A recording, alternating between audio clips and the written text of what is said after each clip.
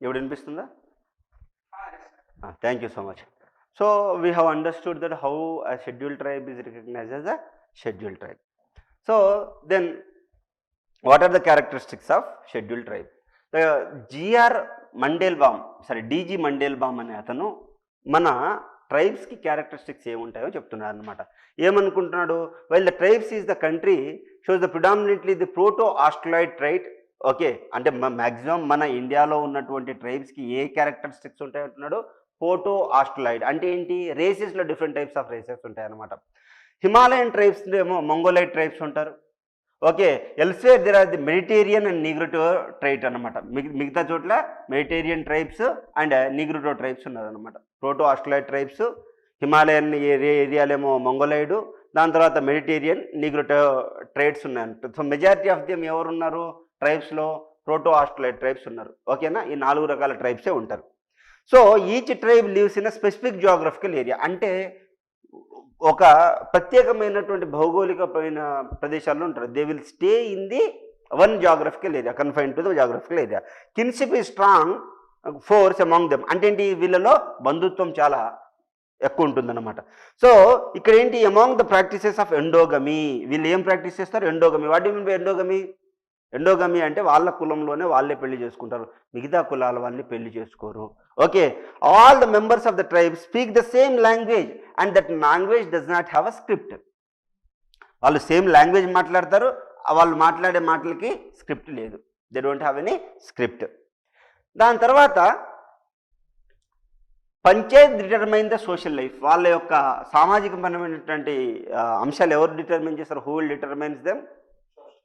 Social life will be determine what? Panchayat. పంచాయతీలు ఏం చెప్తే అదే చేస్తారు. ఫర్ ఎగ్జాంపుల్, నువ్వు ఇంటర్ క్యాస్ట్ మ్యారేజ్ చేసుకున్నావు, నిన్ను కుల బహిష్కరణ చేసేస్తారు, వాళ్ళు గ్రామ బహిష్కరణ చేసేస్తారు. కుల పంచాయతీ వాళ్ళు ఏం చెప్తే అమ్మ నాన్న కూడా అదే వింటారు. నా కొడుకు కదా, నా ఇష్టం వచ్చినట్టు పెళ్లి చేసుకుంటే అట్లా కుదరదు. అలా చేస్తే ఫ్యామిలీ మొత్తాన్ని బయటికి నెట్టేస్తారు. ఓకే, మనం ఇండివిజువల్స్ కదా, కానీ మనం వీఆర్ హ్యూమన్స్ కదా. So we require what? We require some sort of support from the others. వాళ్ళకి వేరే వాళ్ళని సపోర్ట్ కావాలి. Having a single political establishment అంటే ఏంటి?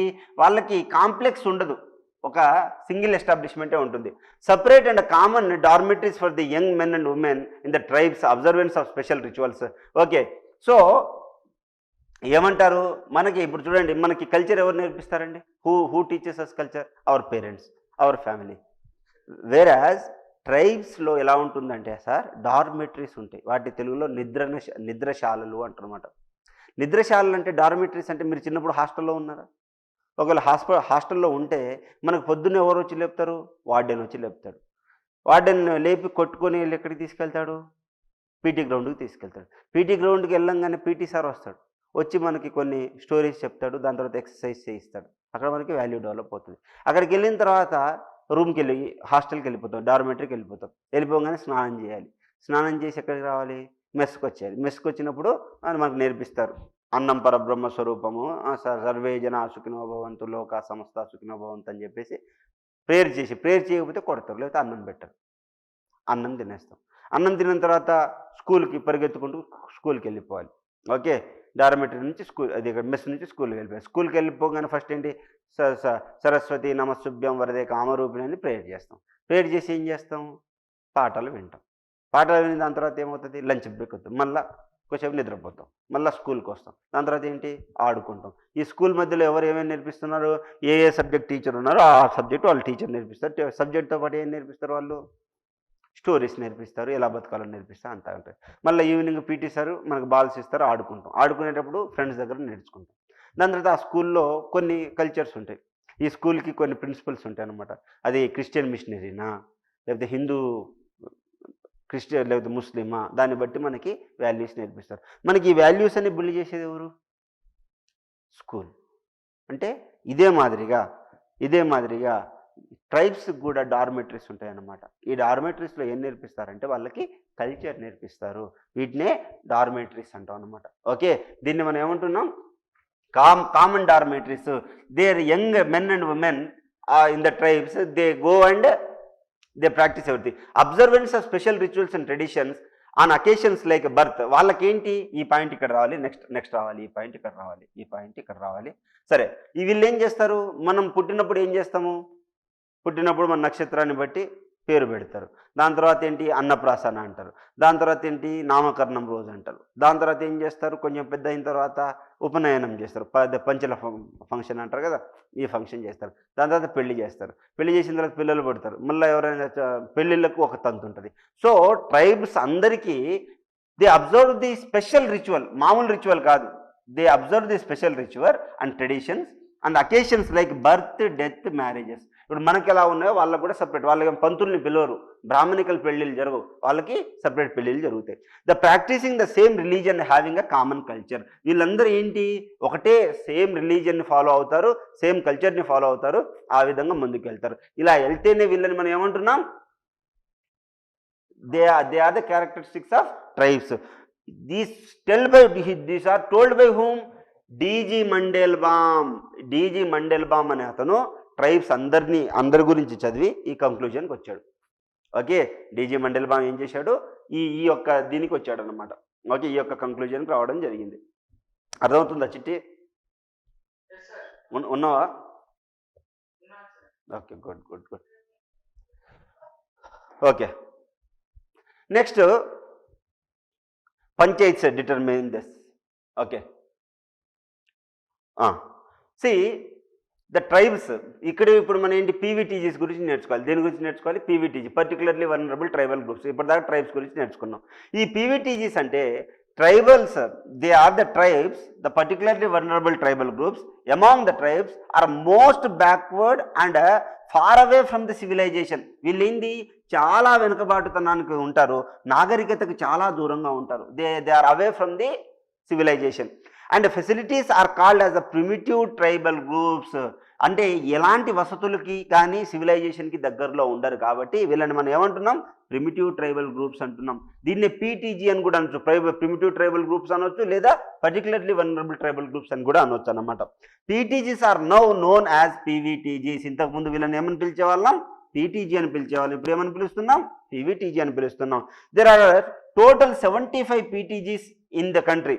ఓకే, ఎన్ని స్టేట్స్లో ఉన్నారు? 18 స్టేట్స్లో ఉన్నారు. ఎన్ని స్టేట్స్లో ఉన్నారండి? 18 స్టేట్స్లో ఉన్నారు. తమ్ముడు చెప్పు. మ్యాండేట్ ఏం కాదు సరే, ఏంటి తీసుకోవట్లేదా? అది చెప్పు మేడం, తీసుకోండి ప్లీజ్ అని, వేరే పనులు ఉన్నాయని చెప్పు. తీసుకుంటుంది, అందరిది తీసుకుంటుంది. మీరు అందుకోసమే గుంపులో రావాలి, ఇలా ఇండివిజువల్ వస్తే ఇట్లా అవుతుంది పరిస్థితి.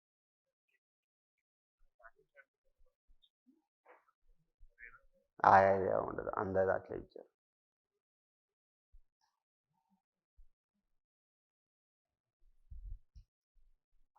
ఓకే, ఆన్లో ఉందా? Okay okay. సో ఈ 75 ట్రైబ్స్ ఎక్కడెక్కడ ఉన్నారు? 18 రాష్ట్రాల్లోనే ఉన్నారు. ఓకే, 18 రాష్ట్రాలు అండ్ ఒక యూనియన్ టెరిటరీలోనే ఉన్నారు తప్ప మిగతా రాష్ట్రాల్లో లేరు పీవీటీజీస్. మొత్తం 28 రాష్ట్రాలు, 8 యూనియన్ టెరిటరీస్ కదా మనకి. సో 28 రాష్ట్రాల్లో ఎన్ని రాష్ట్రాల్లో పీవీటీజీస్ ఉన్నారు? 18లోనే ఉన్నారు. We have only 80 PVTGs are there in 18 states and 1 union territory only out of 28 state and 8 union territories. అది గుర్తుంచుకోవాలి మీరు. ఏమని అంటాడు వాడు, ఏమని అంటాడు సార్ అంటే, all the states having particularly vulnerable tribal groups అంటాడు. కరెక్టా? కాదు కదా. పంజాబ్, హర్యానా చెంది అక్కడ అసలు మీకు ట్రైబ్సే లేరు కదా. ఓకే, సో అసలు ఆదిమ తెగలో ఎవరు ఉంటారు? ఓకే, దిస్ పీవీటీజీస్ ఏ విధంగా ఉంటారు? Characterised by the primitive tribes. Small population ఉంటుంది, చాలా రిమోట్గా ఉంటారు, ఐసోలేటెడ్గా ఉంటారు, వాళ్ళకి స్క్రిప్ట్ ఉండదు, వాళ్ళకి టెక్నికల్ నాలెడ్జ్ ఉండదు. వాళ్ళకి మీరు చదువుకోండి అంటే మేము చదువుకోమంటారు, వాళ్ళు చదువుకోండి అంటే చదువుకోమంటారు అన్నమాట. ఓకే, చదువుకోమంటారు. అర్థమవుతుందా? సో ఈ విధంగా ఉంటే these are the characteristics of what? PVTG. Okay, PVTG. Next అసలు పీవీటీజీస్ ఎవరు? ఆంధ్రప్రదేశ్లో ఎవరెవరు ఉన్నారో చూద్దాం మనం. ఆంధ్రప్రదేశ్లో చెంచులు ఉంటారు, బోడో గదబా ఉంటారు, గుతాబ్ గదబా ఉంటారు, డంగారియా ఖోద్ ఉంటారు, కుతియా ఖోందా ఉంటారు, కోలం ఉంటారు, కొందరెడ్డి ఉంటారు, కొంద సర్వా ఉంటారు. ఓకే, వీటిని కొండ సర్వా అని కూడా అంటావు. బోండో పోర్జా ఉంటారు, కోండ్ పోర్జా ఉంటారు, పరంగి పోర్జా ఉంటారు. అంటే పోర్జా పోర్జా పోర్జా ఈ మూడు పోర్జాలు ఏంటి? బోడో పోర్జా, కోండ్ పోర్జా, పరంగి పోర్జా, తోతి తోతి అనే వాళ్ళు కూడా ఉంటారు అన్నమాట. దాన్ని మనం తోటి అని అంటాం. ఓకే, ఇంగ్లీష్లో తోతి అని చదువుతాం, మరి తెలుగులో తోటి అని రాస్తాం. ఓకే, తోటి, పరంజి పరోజా, కోండ్ పరోజా, బోడో పరోజా, కొండ సర్వ, కొండరెడ్డి. ఇక్కడ చూడండి, కొండ సర్వ, కొండరెడ్డి. ఓకే, ఇది కొండ, కుతియా కొండ, డోంగ్రియా కొండ, గదబ, బోడో గదబ, గొటబో గదబ, చెంచు. చూడండి పేరు ఏముంది అబ్బా, చూడండి గదబ ఇదంతా కలిపి ఒకటి. కొండ ఇంకెక్కడ ఉన్నారు? కొండ వీళ్ళు మొత్తం 4 కొండలు ఉన్నాయి. కులం ఒకటి ఉంది. నెక్స్ట్ వచ్చేసరికి ఈ 4. ఓకే, అంటే నువ్వు గుర్తుంచుకోవాల్సింది ఏంటి? 4. ఈ కొండ, గదబ, కొండ, కులం, పోర్జా, ఈ చాలా ఉన్నప్పుడు ఈ విధంగా సెగ్రిగేట్ చేసుకోవాలి మనం. ఇలా సెగ్రిగేట్ చేసుకుంటే బ్రెయిన్కి చాలా తక్కువ అనిపిస్తుంది. అది నువ్వు ఉన్నట్టు చదువుకున్నావు అనుకో, ఏమవుతుంది అంటే చాలా డిఫికల్ట్గా అనిపిస్తుంది. ఇప్పుడు నీకేంటి? పోర్జా, ఏమేం పోర్జా? బోండో పోర్జా, కోండ్ పోర్జా, పరంగి పోర్జా. దీన్ని కేబీటీ, బీపీకే అని రాసుకుంటారా? కేబీపీ లేదా కేపీహెచ్బి అని గుర్తుంచుకోండి. కేపీహెచ్బి, హెచ్ ఉందా? హెచ్ కొట్టేస్తే ఏమవుతుంది? కోండ్ పోర్జా, పరంగి పోర్జా, బోండో పోర్జా. గుర్తుండిపోతుంది. కేబీహెచ్బి అని గుర్తుంచుకుంటే సరిపోతుంది. ఏదో ఒక టెక్నిక్, జుగాడు అక్కడికక్కడే మీరు సృష్టించగలగాలి. ఈ జుగాడు సృష్టించకపోతే ఇబ్బంది అవుతుంది. అర్థమవుతుందా? ఈ జుగాడు సృష్టించకపోతే ఇబ్బంది అయిపోతుంది. సో బీహార్లో ఎక్కడున్నా మనకు అనవసరం, మీకు అంత అవసరం.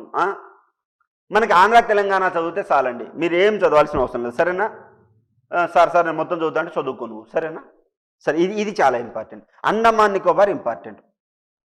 ఒకటే యూనియన్ టెరిటరీలో మనకి ఈ పీవీటీజీస్ ఉన్నాను అనుకున్నా. చూడండి, సెంటిలినీస్ చాలా ఇంపార్టెంట్. షాంపెయిన్ ఏంటి? మందు బాటిల్ కదా. షాంపెయిన్ తెలుసు కదా. షాంపెయిన్ మందు బాటిల్. అంటే షాంపెయిన్ ఎక్కడ ఉంటారు? అండమాన్ నికోబార్. సెంటిలినీస్ ఏం చేస్తారంటే they don't allow other people to come. నువ్వు వాళ్ళ దగ్గరకు వస్తున్నావు అనగానే బల్లాలేసి చంపేస్తారు నిన్ను. మొన్న ఒక అతను అమెరికను సెంటిలినీస్ దగ్గరికి పోయి వాళ్ళకి క్రిస్టియానిటీ నేర్పిస్తానని వెళ్ళాడు, చంపేశారు తెలుసా. దూరంగా ఏదో వస్తుందనగానే బాణాలు వెళ్ళిపోతాయి, నువ్వు బతకవు. అర్థమైందా? ఇది ఏంటి? సెంటిలినీస్, షాంపెయిన్, ఓంగ్, ఓంజ్. నువ్వు ఏమంటావు? 1 ONE 1. ఇక్కడ జీ పెట్టు చాలు, ఓంజ్. ఏదో ఒకటి కోడ్ ఉంది కదా, ఏదో ఒకటి బుర్రలో పెట్టుకోవాలి, లేకపోతే కష్టం. ఎగ్జామ్లో కంపల్సరీ అడుగుతారు. నెక్స్ట్ ఏంటి? జార్వా అందరికీ తెలుసు. జార్వా, గ్రేట్ అండమానీస్. ఇప్పుడు ఏంటి చెప్పండి, ఎన్ని ఉన్నాయి? 5 ఉన్నాయి. ఏంటి? ఒకటి గ్రేట్ అండమాన్, చెప్పాలి స్వామి. గ్రేట్ అండమానీస్ నువ్వు కూడా. జార్వా, ఓంజ్, షాంపెయిన్, సెంటిలినీస్. గుర్తుండిపోతుందా? జార్వా. ఓకే, జార్వా అన్నట్టు. ప్లీజ్ జార్వా, జార్వండ please Jarawa. Okay, 1 Jarawa. Okay, ఏదో ఒకటి గుర్తుంచుకోవాలి. అక్కడ ఉన్న చదవాలి. ఏంది? ఆ 4 ఒకటి ఇస్తాడు, ఫట్టని పెడతావు, స్పెల్లింగ్ అదే ఉంటుంది కదా. అక్కడ ఉన్నట్టు చదువుతా అంటే చదువు రాదు, అబ్బదు. టాపర్స్ అందరి స్ట్రాటజీస్ ఇదే. వాళ్ళు అక్కడ ఉన్నట్టు చూడరు, దాన్ని కొత్తగా చూస్తారు, అలా గుర్తుంటుంది. మనం ఏం చేస్తాం? అక్కడ ఉన్నట్టు గుర్తుంచుకోవడానికి ట్రై చేస్తాం, ఎప్పటికీ పాస్ అవ్వం. అర్థమవుతుందా? ఒకటేంటి? ఓంజ్, జారవా అంటే ఒక్కసారి Jarawa, great Andamanese, next Shompen, Sentinelese. Okay, ఏమని అంటున్నాము? ఒక్కసారి షాంపెయిన్ తీసుకొని జారవా, ఒక్కసారి షాంపెయిన్ తీసుకొని జారవా. ఓ సెంటిలినీ. ఎక్కడ? గ్రేట్ అండమాన్లో ఒక్కసారి షాంపెయిన్ తీసుకొని జారవా. ఎవరిని అంటున్నాం? ఓ సెంటిలినీ. గుర్తుందా? ఎంత ఈజీ. అదే నువ్వు గుర్తుంచుకుంటావా? ఓంజ్ అని ఇక్కడ నుంచి బయటికి వెళ్ళే లోపల ఆచి లోపల ఇప్పుడు జారుబండ చూసావు అనుకో, ఓ జారవా. అంటే షాంపెయిన్ బాటిల్ తీసుకుని, మందు బాటిల్ తీసుకొని జారుతుంది అనుకోండి, ఆ మందు బాటిల్ పేరు ఏంటి? షాంపెయిన్. ఓకే, అర్థమైపోయిందా? ఈజీ ఉందా పెద్దన్న? కంపల్సరీ అడుగుతారు, ఆ క్వశ్చన్ కంపల్సరీ అడుగుతారు. Okay, next Karnataka important. Karnataka ఏంటి? జేను కురుబ కొరగ. కొరగ జను కురుబ, కురుబ జను కొరగ. నెక్స్ట్ తమిళనాడు కూడా చాలా ఇంపార్టెంట్ అండి. తమిళనాడు చాలా ఇంపార్టెంట్. ఇతులా sorry Irular, next Kattunayakan, okay Kattunayakan, next Kota, Kurumba, Paniyan, Toda చాలా చాలా ఇంపార్టెంట్. టోడా ట్రైబ్స్ చాలా important. Okay Toda tribes Tamil Nadu. Toda Paniyan, Toda Paniyan, Kurumba, Kota, కుతనయనన్, అంతేనా, కుతనయకన్ సారీ కుతనయకన్, ఇరులార్, ఇరులార్ చాలా ఇంపార్టెంట్. ఇరులార్ కుతనయకన్. ఓకే ఇరులార్ కుతనయకన్, కోట, కొరుంబ, పనియన్, టోడా చాలా ఇంపార్టెంట్. ఓకే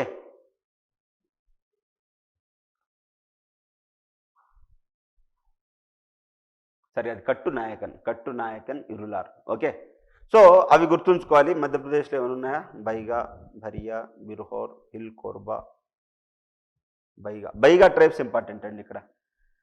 బైగా ట్రైబ్స్ ఎక్కడ? మధ్యప్రదేశ్. మధ్యప్రదేశ్. నెక్స్ట్ వచ్చేసరికి కొరగా. ఓకే ఇంతే ఇంతే ఇంపార్టెంట్. ఓకే నెక్స్ట్ వీళ్ళ గురించి, వీళ్ళ డెవలప్మెంట్స్ గురించి కొన్ని కమిటీస్ ఏర్పరిచారు. అది ఒకటి దేబార్ కమిషన్ 1960-61.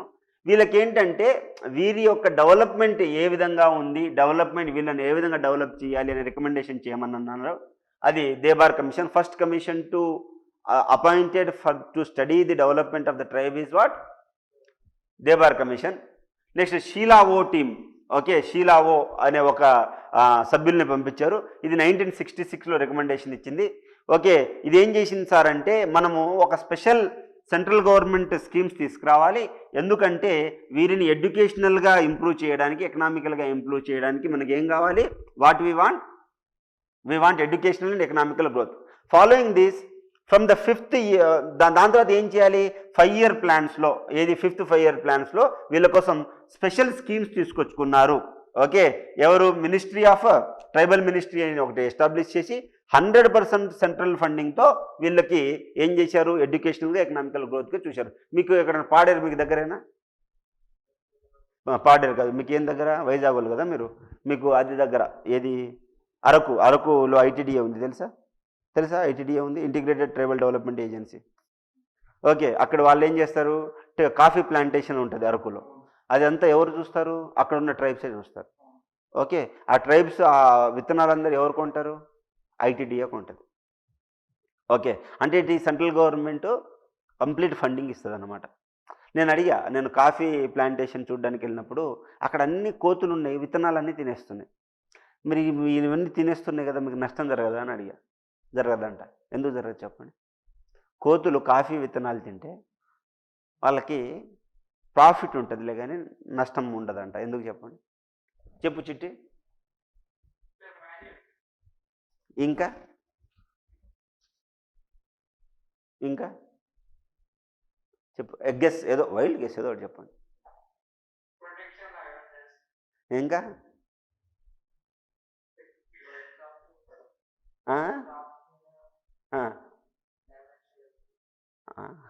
కోతులు వచ్చి ఇంకా డ్యామేజ్ అవుతాయి కదా. ఇంకా చెప్పాలి.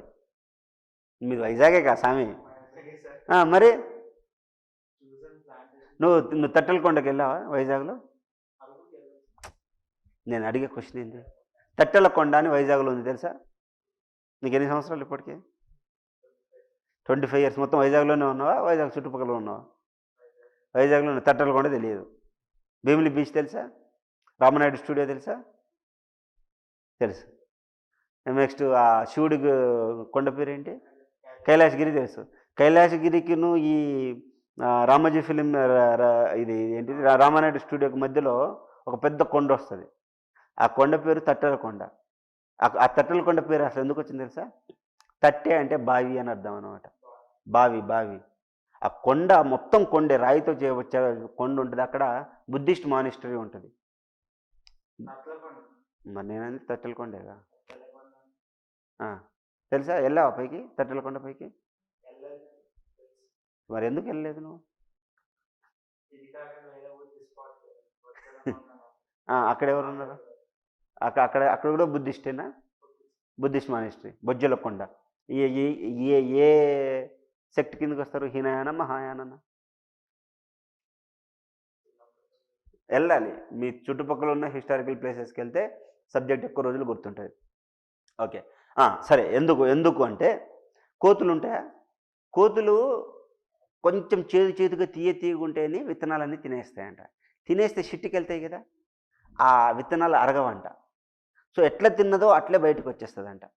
ఈ కాఫీ విత్తనాలు కట్ చేసిన తర్వాత దాన్ని ఎండబెట్టడానికి కొన్ని నెలలు పడుతుందంట. ఈ కోతులు తిని షిట్టికి వెళ్ళినవి 2-3 రోజుల్లోనే ఆరిపోతాయంట. ఆరిపోయి ఎక్కువ ప్రాసెస్ అయి వస్తుందంట. ఈ కోతుల నుంచి వచ్చినటువంటి విత్తనాలు, ఇది ఫర్ ఎగ్జాంపుల్ ఇది కేజీ ఒక 1000 రూపాయలు ఉందనుకో, అది 5000కు పోతుందంట. ఒక సివియేట్ అనే ఒక పిల్లి ఉంటుంది, సివియేట్, దాని పేరు సివియేట్. ఓకే, ఈ పిల్లి తిని షిట్టికి వెళ్ళినటువంటి కాఫీ కప్పు 30,000 రూపాయలు. సరే, అదేదో నాకు ఇస్తే బాగుండుగా సార్ అనుకుంటున్నారా? అట్లా మంది. సో ఆ విధంగా వాళ్ళకి ఎకనామికల్గా, ఎకనామికల్గా గ్రో అవ్వడానికి స్పెషల్ స్కీమ్ తీసుకురామని ఎవరు చెప్పారు? షీలా ఓ టీమ్. ఓకే, షీలా ఓ టీమ్ ఇచ్చిందనమాట. నెక్స్ట్ గిరిజన రాజ్య వ్యవస్థ అన్న పొలిటికల్ ఆర్గనైజేషన్ ఎలా ఉంటుంది? వాళ్ళకు ఒక టెరిటరీ ఉంటుంది. ఈ టెరిటరీ లోపల వాళ్ళకు ఒక ఆర్గనైజేషన్ ఉంటుంది. ఈ ఆర్గనైజేషన్లో ఒక లీడర్ ఉంటారు. మన దగ్గర ఇక్కడ రేవంత్ రెడ్డి, అక్కడ జగన్మోహన్ రెడ్డి ఎలా ఉన్నారో ఆ విధంగా. దాని తర్వాత వాళ్ళకు కొన్ని ట్రెడిషన్స్ ఉంటాయి, వాళ్ళకి మధ్యలో కన్ఫ్లిక్ట్స్ కూడా అవుతాయి అనమాట. వీటన్నిటి గురించి నేర్చుకుంటాం. ఫస్ట్ ఏంటి? టెరిటరీ. స్టేట్ అన్న పదానికి అర్థం ఏంటి? పాలిటీ అన్న పదానికి అర్థం ఏంటి? స్టేట్ అంటే ఏం చెప్పాను ఇంతకుముందు. ఒక టెరిటరీ ఉంటుంది. ఈ టెరిటరీ లోపల పీపుల్ ఉంటారు. ఈ పీపుల్కి ఒక ఫ్రెటర్నల్ ఫీలింగ్ ఉంటుంది. ఫ్రెటర్నల్ ఫీలింగ్ ఉండాలి, ఈక్వాలిటీ అనే ఫీలింగ్ ఉండాలి, దాంతోపాటు సావర్నిటీ ఉండాలి. ఏ కంట్రీకి అయితే సావర్నిటీ ఉందో ఆ కంట్రీకి, ఏ కంట్రీకి అయితే సావర్నిటీ ఉందో ఆ కంట్రీ ఇంటర్నేషనల్ రిలేషన్ మెయింటైన్ చేయగలుగుతుంది. ఏ కంట్రీకి అయితే సావర్నిటీ లేదో ఆ కంట్రీకి ఇంటర్నేషనల్ రిలేషన్ ఉండదు. అంటే ఈ 4 ట్రైట్స్ ఏవైతే ఉన్నాయో వాళ్ళని ఏమంటున్నాం? స్టేట్ అంటున్నాం. స్టేట్ అనేది ఆర్టికల్ 29లో ఆర్టికల్ 36 అనుకుంటా, ఒకసారి చెక్ చేసుకోండి. ఈ రెండిట్లో స్టేట్ అన్న పదానికి అర్థాలు వస్తున్నాయి అనమాట. Article 12, article 36. మరి ఇది కూడా అంతే కదా, టెరిటరీ. ఒక గిరిజన రాజ్యాంగంలో కూడా టెరిటరీ ఉంది. ఒక వ్యవస్థాపన అంటే ఏంటి? పీపుల్ని అడ్మినిస్ట్రేషన్ చేయాలంటే ఒక వ్యవస్థాపన ఆర్గనైజేషన్ ఉండాలి కదా. దాని తర్వాత లీడర్షిప్. ఈ యొక్క పీపుల్ని మేనేజ్ చేయాలి, ఈ యొక్క టెరిటరీ మొత్తాన్ని మేనేజ్ చేయాలంటే ఒక లీడర్ కావాలి కదా. ఈ పీపుల్ మధ్య నేనేమన్నా ఫ్రెటర్నిటీ, ఈక్వాలిటీ అంటే భారతీయులందరూ నా సహోదరులే అంటాం మనం 8th వరకు. ఓకే, సో అంతేనా? 8th వరకే కదా అనేది. India is my country, all Indians are my brothers and sister except one అని 8th క్లాస్లో స్టార్ట్ అవుతుంది కదా. సో అదంతా ఏంటి? ట్రెడిషన్సే కదా. దాని తర్వాత వీళ్ళ మధ్య గొడవలు వస్తాయి. ఆ గొడవలు ఎవరు కాపాడుతున్నారు? మనం సావరిన్, వేరే దేశాలు వచ్చి మనల్ని అటాక్ చేయకూడదు అని చెప్పేసి, అంతే కదా. సో వీటి గురించి నేర్చుకుంటే స్టేట్ అంటే ఈ యొక్క ట్రైబ్స్ యొక్క మనకి ఏంటి? పొలిటికల్ సిస్టమ్ అర్థమైపోయినట్టే. సో ట్రైబ్స్ యొక్క పొలిటికల్ సిస్టమ్ అర్థం కావాలంటే నీకేమర్థం కావాలి? సిటిఎల్టీ, లేకపోతే ఏమని గుర్తుంచుకుంటావు నువ్వు? సిటిఓ, సిటిఓఎల్. సిటిఓ అంటే తెలుసా? Commercial tax officer. ఎల్ అని గుర్తుంచుకో. అప్పుడు ఏంటి? T². Territory, tradition, conflicts, organisation and leadership. ఈ 5 కాంపోనెంట్ని గుర్తుంటే పొలిటికల్ సిస్టమ్ ఆఫ్ ట్రైబ్ నీకు అర్థమైనట్టు. అర్థమవుతుందా? లేదు నిద్రపోతున్నారా? ఈజీగానే ఉందిగా. చిట్టి అర్థమైపోయింది ఆయనకి. సో వీళ్ళ టెరిటరీ ఎలా ఉంటుందంటే ఫస్ట్ బేసిక్ యూనిట్ ఫ్యామిలీ అండి, దాని తర్వాత విలేజ్, దాని తర్వాత డిస్ట్రిక్ట్, దాని తర్వాత మేజర్ అన్ని డిస్ట్రిక్ట్ కలిపితే ఒక తెగ అవుతుంది అన్నమాట. ఇప్పుడు బోడో ల్యాండ్ ఉందండి, బోడో ల్యాండ్ అనేది ఎన్ని డిస్ట్రిక్ట్లు కలిపి? 4 డిస్ట్రిక్ట్లు కలిపి, అస్సాంలో 4 డిస్ట్రిక్ట్లు కలిపి బోడో ల్యాండ్ అడుగుతున్నారు అనమాట. అంటే ఎవరు? ఫస్ట్ ఫ్యామిలీ, విలేజ్, డిస్ట్రిక్ట్, దాని తర్వాత ట్రైబ్. సో బేసిక్ యూనిట్ ఏంటి? పొలిటికల్ ఆర్గనైజేషన్ ఆఫ్ ద ట్రైబ్స్కి బేసిక్ యూనిట్ ఏంటి? ఫ్యామిలీ. ఓకే, ఈ ఫ్యామిలీ ఎలా తయారవుతున్నారు? డిఫరెంట్ ఫ్యామిలీలు కలిసి ఒక గ్రామంలో ఎలా తయారవుతున్నారు? They might go for the hunting, they might be going for the food gathering. ఈ విధంగా hunting, food gathering, for example నేను ఒక్కడనే పులి దగ్గర, మీకు కొన్ని ట్రైబ్స్, ఆఫ్రికాలో ట్రైబ్స్ ఏం చేస్తారు తెలుసా? పులులు, సింహాలు ఎక్కడ ఉన్నారో వాళ్ళని చూస్తారు. చూసి పులి, సింహం వేటకెళ్తాయి కదా, వేటకెళ్ళి మొత్తం ఫుడ్ లాక్కొస్తాయి కదా, లాక్కొచ్చిన దాన్ని ఈ మనుషులు వెళ్ళి పులిని కొట్టి బెదిరించి ఫుడ్ తీసుకొచ్చుకుంటారు. ఒక్కడే వెళ్తే ఏమవుతుంది? మనం అన్నం తినేటప్పుడు అప్పడం పెట్టుకున్నట్టు మనం కూడా అప్పడంలా పులిని నంచుకొని తింటుంది. ఒక 10 మంది వెళ్తే భయపడుతుంది, అంతే కదా. ఒక గ్రామం ఎందుకు ఏర్పడుతుంది తెలుసా? విలేజ్ ఎందుకు ఏర్పడుతుంది తెలుసా? విలేజ్ ఎందుకు ఏర్పడుతుంది అంటే కామన్ నీడ్స్ ఉంటాయి. ఇవాళ కామన్ నీడ్స్ ఉంటాయి కాబట్టి ఆ కామన్ నీడ్స్ని ఫుల్ఫిల్ చేయడానికి విలేజ్. అందుకోసం విలేజ్లో గొడవ అయిందనుకోండి, ఊరోళ్ళందరూ ఏకమైపోతారు. అర్థమైందా? ఎంత బ్యూటీనో మనం చూస్తే, అక్కడ ఉన్నట్టు చూస్తే మనకు చాలా అర్థమవుతుంది. ఓకే, సో ఈ విధంగా అంతకంటే పెద్ద యూనిట్ ఏదైనా ఉంటే, so if more than the bigger unit of the village, it is called district. Group of districts are called as what? Tribe. Okay, group of districts are called as what? ఇదే ఉందన్నమాట. Territory, family, village, district and tribe. ఇదే point ఉంది ఇక్కడ. ఇది మీరు ఎలాగో రాసుకోండి. Concept అర్థమైంది కదా? కాన్సెప్ట్ అర్థమైతే చాలు. దాని తర్వాత ఆర్గనైజేషన్. వీళ్ళ ఆర్గనైజేషన్ ఏ విధంగా ఉంటుంది సార్ అయ్యా అంటే, tribal politics are organised in terms of local groups, kin groups and factory. అంటే ఏంటి? ఫస్ట్ లోకల్గా మన ఇద్దరం ఇంట్లో వాళ్ళు ఉన్నాం, మనం కొట్టుకుంటాం, మన ఇంట్లో ఉన్న పెద్ద ఒప్పుకుంటాడు. మనం కొట్టుకున్నాము, మన ఒక 10 ఇంట్లో ఉన్నటువంటి ఒక లీడరు మనల్ని సర్దుమణిస్తాడు. అప్పటికి ఒప్పుకోకపోతే అంతకంటే పెద్ద లీడర్ దగ్గరికి వెళ్తాం. మన ట్రైబ్లోనే అంతకంటే పెద్ద లీడర్లే వెళ్తాం. అదే అంటున్నమాట. వీళ్ళ పాలిటిక్స్ ఎలా అంటారు sir? First local group solve చేస్తుంది, దాని తర్వాత కిన్ గ్రూప్ దగ్గరికి వెళ్తాం, దాని తర్వాత ఫ్యాక్టరీ ఏంటంటే more than 2 kin groups are called as factory, more than 2 gotras are called as factory. అంతకంటే పెద్ద ఆర్గనైజేషన్ అన్నమాట. సో గవర్నమెంట్ ఏం చేస్తుందంటే ట్రైబల్ కౌన్సిల్స్ని కూడా ఎస్టాబ్లిష్ చేస్తుంది. ఎందుకు సార్ అంటే ఏమైనా కన్ఫ్లిక్ట్స్ వస్తే రిజాల్వ్ చేయడానికి. అందుకోసమే మనకి అస్సాంలో, త్రిపురలో, మేఘాలయ, మిజోరంలో ట్రైబల్ డిస్ట్రిక్ట్స్ కనిపిస్తాయి. ఓకే, ట్రైబల్ డిస్ట్రిక్ట్స్ కనిపిస్తాయి, లేదనుకుంటే ట్రైబల్ కౌన్సిల్స్ కనిపిస్తాయి. మీకు ఇప్పటి నుంచి బోడో ల్యాండ్లో కానీ ఇక్కడ ట్రైబల్ కౌన్సిల్స్ కనిపిస్తున్నాయంటే దాని అర్థం ఏంటి? అక్కడ ట్రైబ్స్ ఎక్కువ ఉన్నారని, వాళ్ళకు వచ్చే కన్ఫ్లిక్ట్స్ ఏవైతే ఉన్నాయో ఆ కన్ఫ్లిక్ట్స్ని ఇది రిజాల్వ్ చేస్తుందని అర్థం. నెక్స్ట్ నాయకత్వం, లీడర్షిప్ ఏంటి? ఫస్ట్ వాళ్ళ కింగ్ ఉంటారు, దాని తర్వాత ఈ యొక్క ట్రైబ్ యొక్క లీడర్ ఉంటాడు, దాని తర్వాత డెప్యూటీ లీడర్ ఉంటారు, లాస్ట్లో గ్రామాని అనే వాళ్ళు ఉంటారు. ఎవరుంటారు? గ్రామాని అనే వాళ్ళు ఉంటారు. ఫస్ట్ ఎవరు? కింగ్, దాని తర్వాత ట్రైబల్ లీడర్, దాని తర్వాత deputy leader, last one whom? గ్రామాని. ఓకే, గ్రామాని. లేదా కింగ్ ఉంటాడు, ట్రైబ్ లీడర్ ఉంటారు, లాస్ట్లో గ్రామాని ఉంటారు. ఫస్ట్ ఇక్కడ నుంచి సొల్యూషన్ అవుతుంది. అంటే ఏంటి? ఊరు మొత్తాన్ని కాపాడేవాడిని గ్రామాని అంటాం.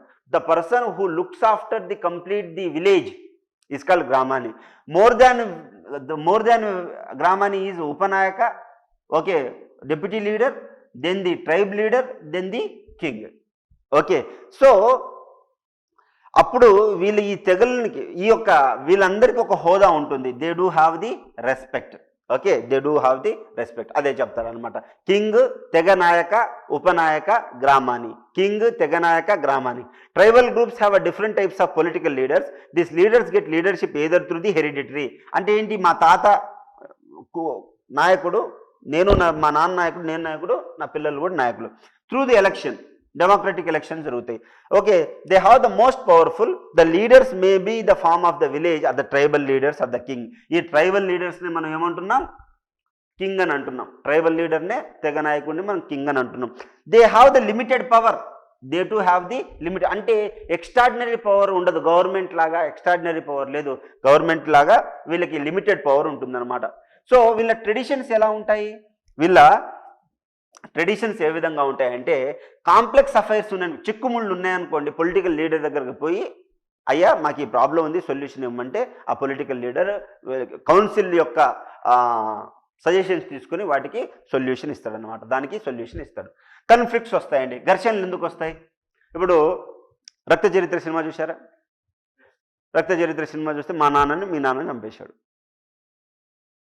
ఓకే, నేను నిన్ను చంపేసిన, నీ కొడుకు నన్ను చంపేశాడు, నా కొడుకు వాడిని చంపేశాడు. రైవల్ అదొకటి. రెండోది, నువ్వు నన్ను చంపేసినావు, నేనేం చేస్తాను, నిన్ను చంపు, నీ చుట్టుపక్కల వాళ్ళందరినీ చంపేస్తాను. మన అరవింద సమేత జగపతి బాబు నాగబాబు కొట్టుకున్నారు. ఊర్లో వాళ్ళకి ఏం పని, కొట్టుకొని చచ్చుకున్నారు. వీడిని చంప వాడిని చంప, సంతృప్తి, ఆత్మ సంతృప్తి. సో ఇలా అన్నమాట. సో చంపబడ్డ వ్యక్తి బంధువులు హత్య చేసిన వ్యక్తిని లేక అతని దగ్గరున్న బంధువుల్ని పగ తీర్చుకుంటారు. లేదా ఘర్షణలో వంశకులం, అంతరుద్యం, బాహ్య యుద్ధం చేరు ఉంటాయి. అంటే ఏంటి, మనం కొట్టుకుంటుంటే మనం ఇంటికి నీది నాది ఒకటే ఊరు, మన ఇద్దరికి ఒకరే నచ్చారు. ఓకే, నచ్చితే నాకు సెట్ అయిపోయారు, నీకు సెట్ అవ్వాలి, మన ఇద్దరు ఒకటే ఊరు. నీది హయ్యర్ క్యాస్ట్, అది లోవర్ క్యాస్ట్. ఇంటికి వెళ్ళిపోయాం. ఇంటికి వెళ్తే వాటర్ పట్టే దగ్గర ఒక చెంబు నీళ్ళు ఎక్కువ తాగా. ఏమ్రా నాకంటే ఎక్కువ తాగుతావు అని చెప్పేసి నువ్వు నన్ను చంపేశావు. ఎందుకు చంపేశావు? చెంబు నీళ్ళు ఎక్కువ తాగినందుకు కాదు. అర్థమైందా? సో అదే అంటున్నాడు అన్నమాట. సో అంతర్యుద్ధం కావచ్చు, బాహ్యుద్ధం కావచ్చు, చేరి ఉంటుంది, ఎక్కడో ఏదో చేసి ఉంటారు, వచ్చి చంపేస్తాం. Same thing. Conflict the relatives of the murdered person takes a revenge by the killing the murderer and his close relative. The conflict includes the clan feuds, civil war or the external war. Okay, ఆ విధంగా జరుగుతూ ఉంటుంది అన్నమాట. ఈ విధంగా జరుగుతూ ఉంటుంది. Next వచ్చేసరికి రిలీజన్. వీళ్ళకి ఎలాంటి రిలీజన్ ఉంటుందంటే వీళ్ళ బిలీఫ్స్, వీళ్ళకి కొన్ని కల్చర్స్ ఉంటాయండి. కొన్ని కల్చర్స్, రైట్స్, రిచువల్స్ ఉంటాయి అన్నమాట.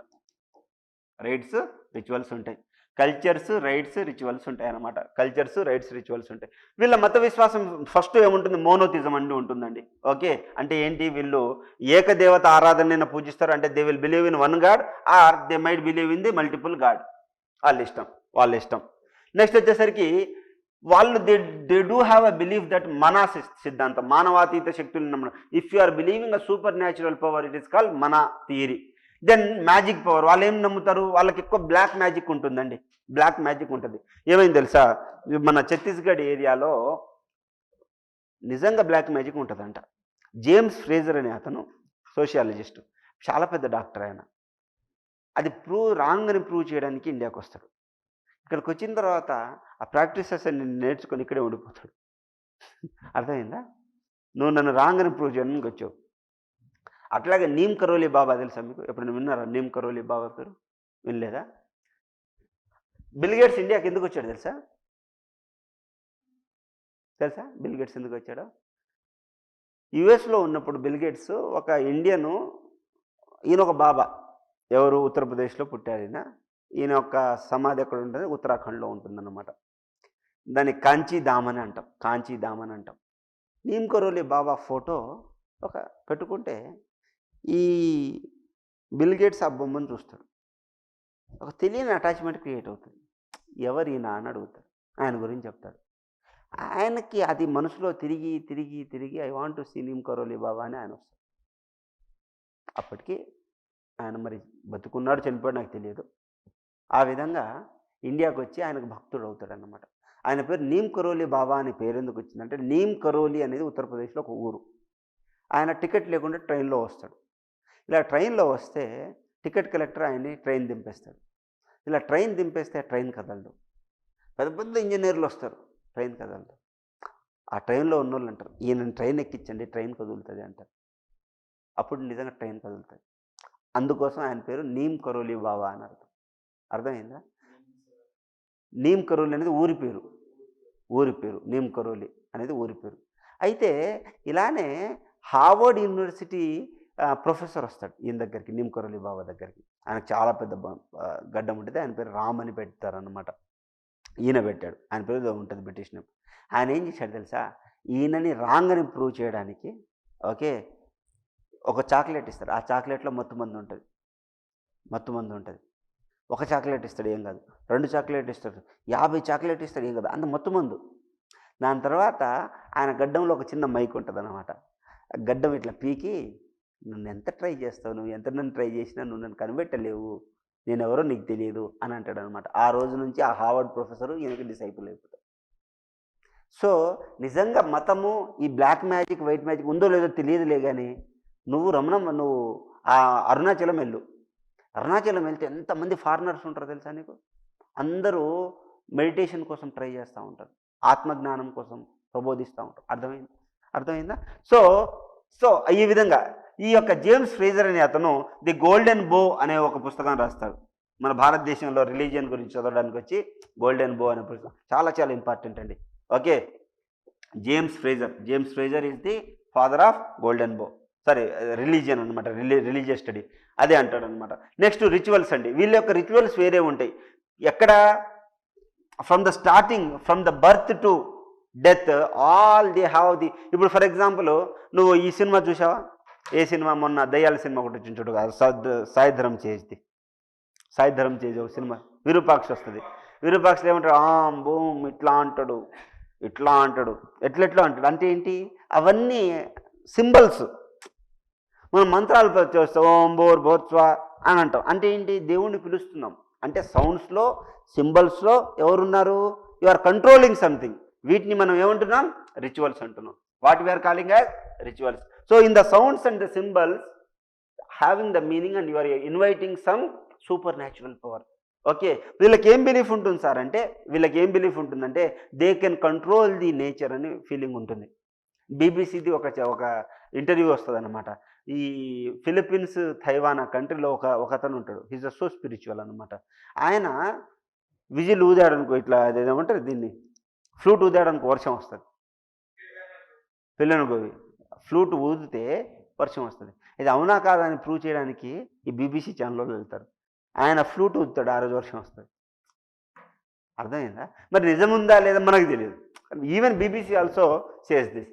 మతం పుట్టుక, ఆరిజిన్ ఆఫ్ ది మతం ఇదేంటి సార్ అంటే, సో బేసికల్లీ దిస్ ట్రైబ్స్ స్టార్టింగ్లో దే ఆర్ పాలిథిస్టిక్ ఉండేవాళ్ళు అనమాట.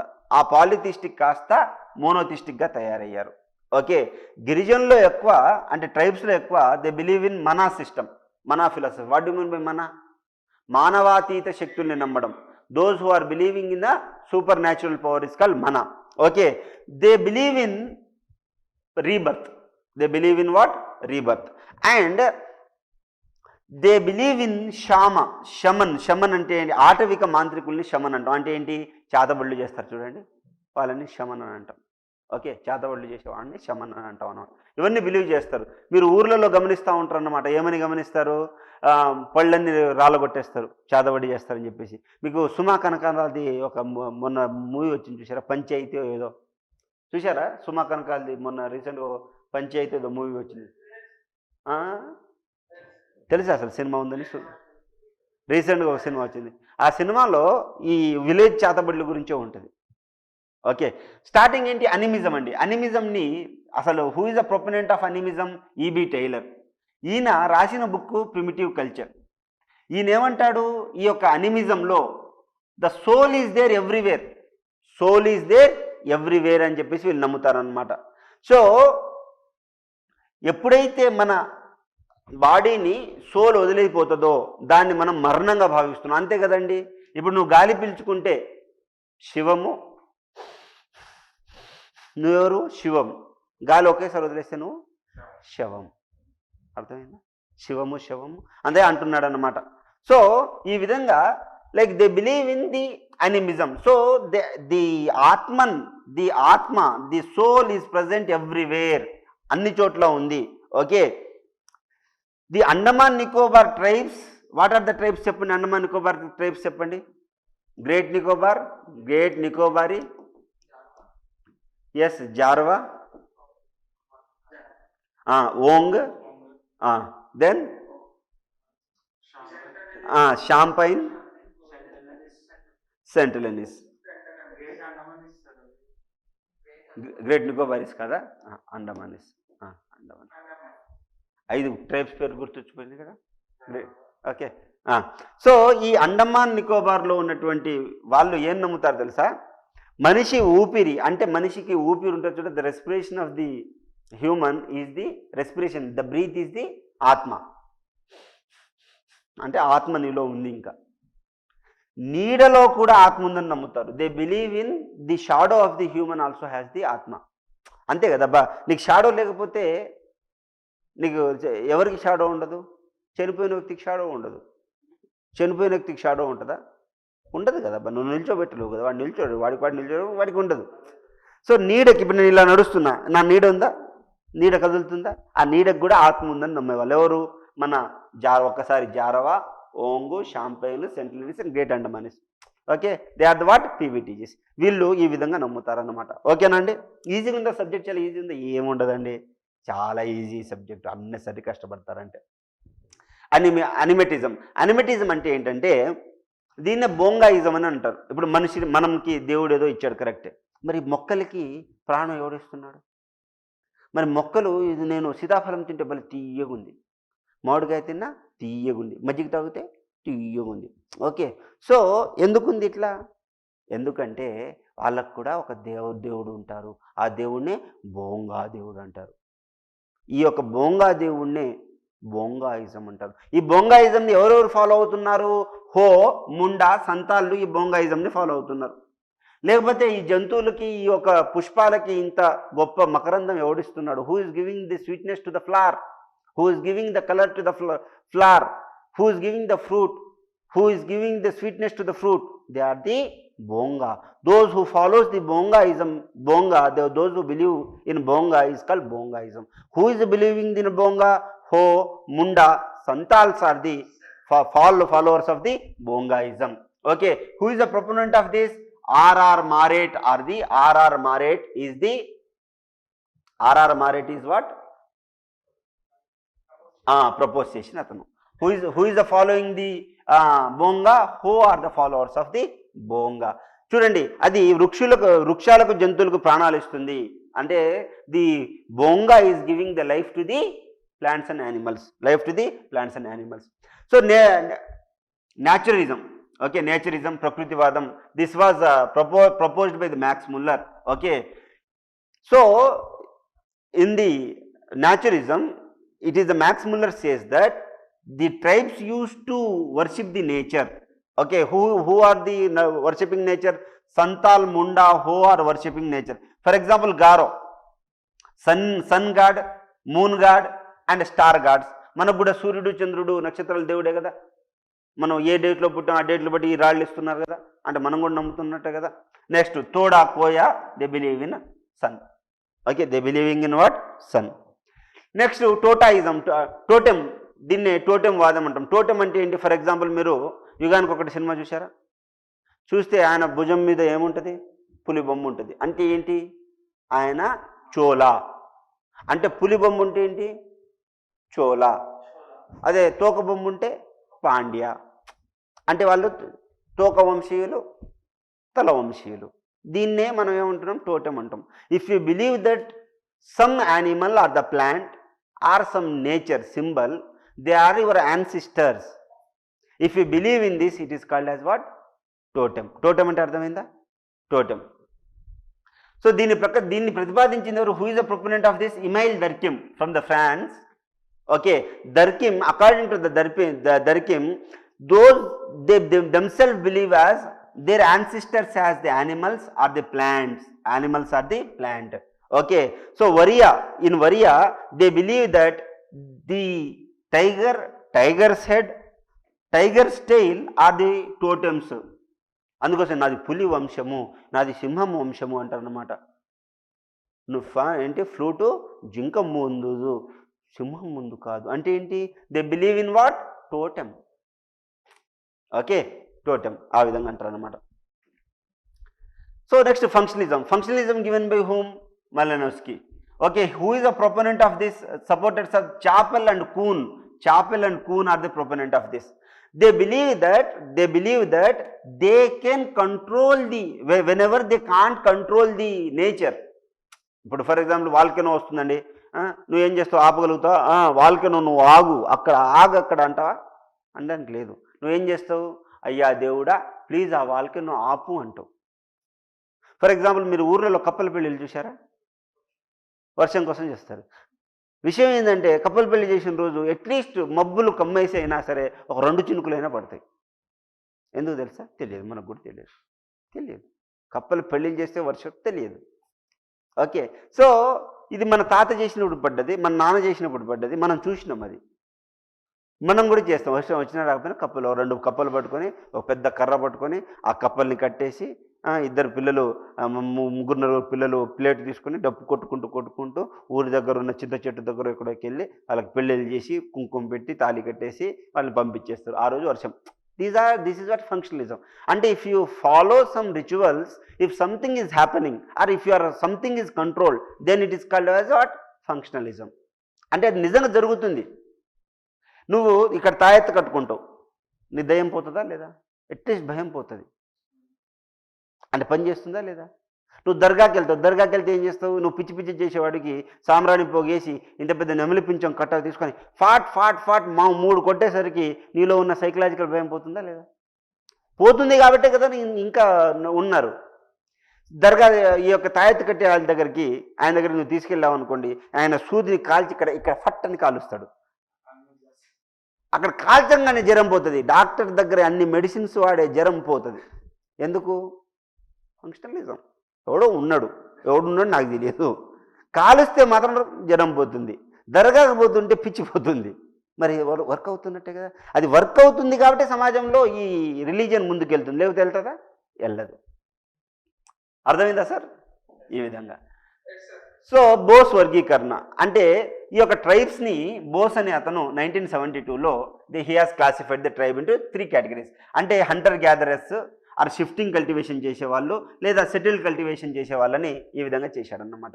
సో అన్ని ట్రైబ్స్లో సెటిల్డ్ ట్రైబ్స్ ఎవరు సార్ అంటే Santhals and Gonds are the settled agriculture చేస్తారు. So the Bose has classified the tribes on the base of the economical aspects. In the economical aspect, few tribes are hunter-gatherers, they are primitive tribes. And second tribe, next tribes are, the advanced tribes are that they do the shifting cultivation or zoom cultivation. The third tribes, whomever the third tribes, they use the settled agriculture. Ever chestaru? Who does the settled agriculture?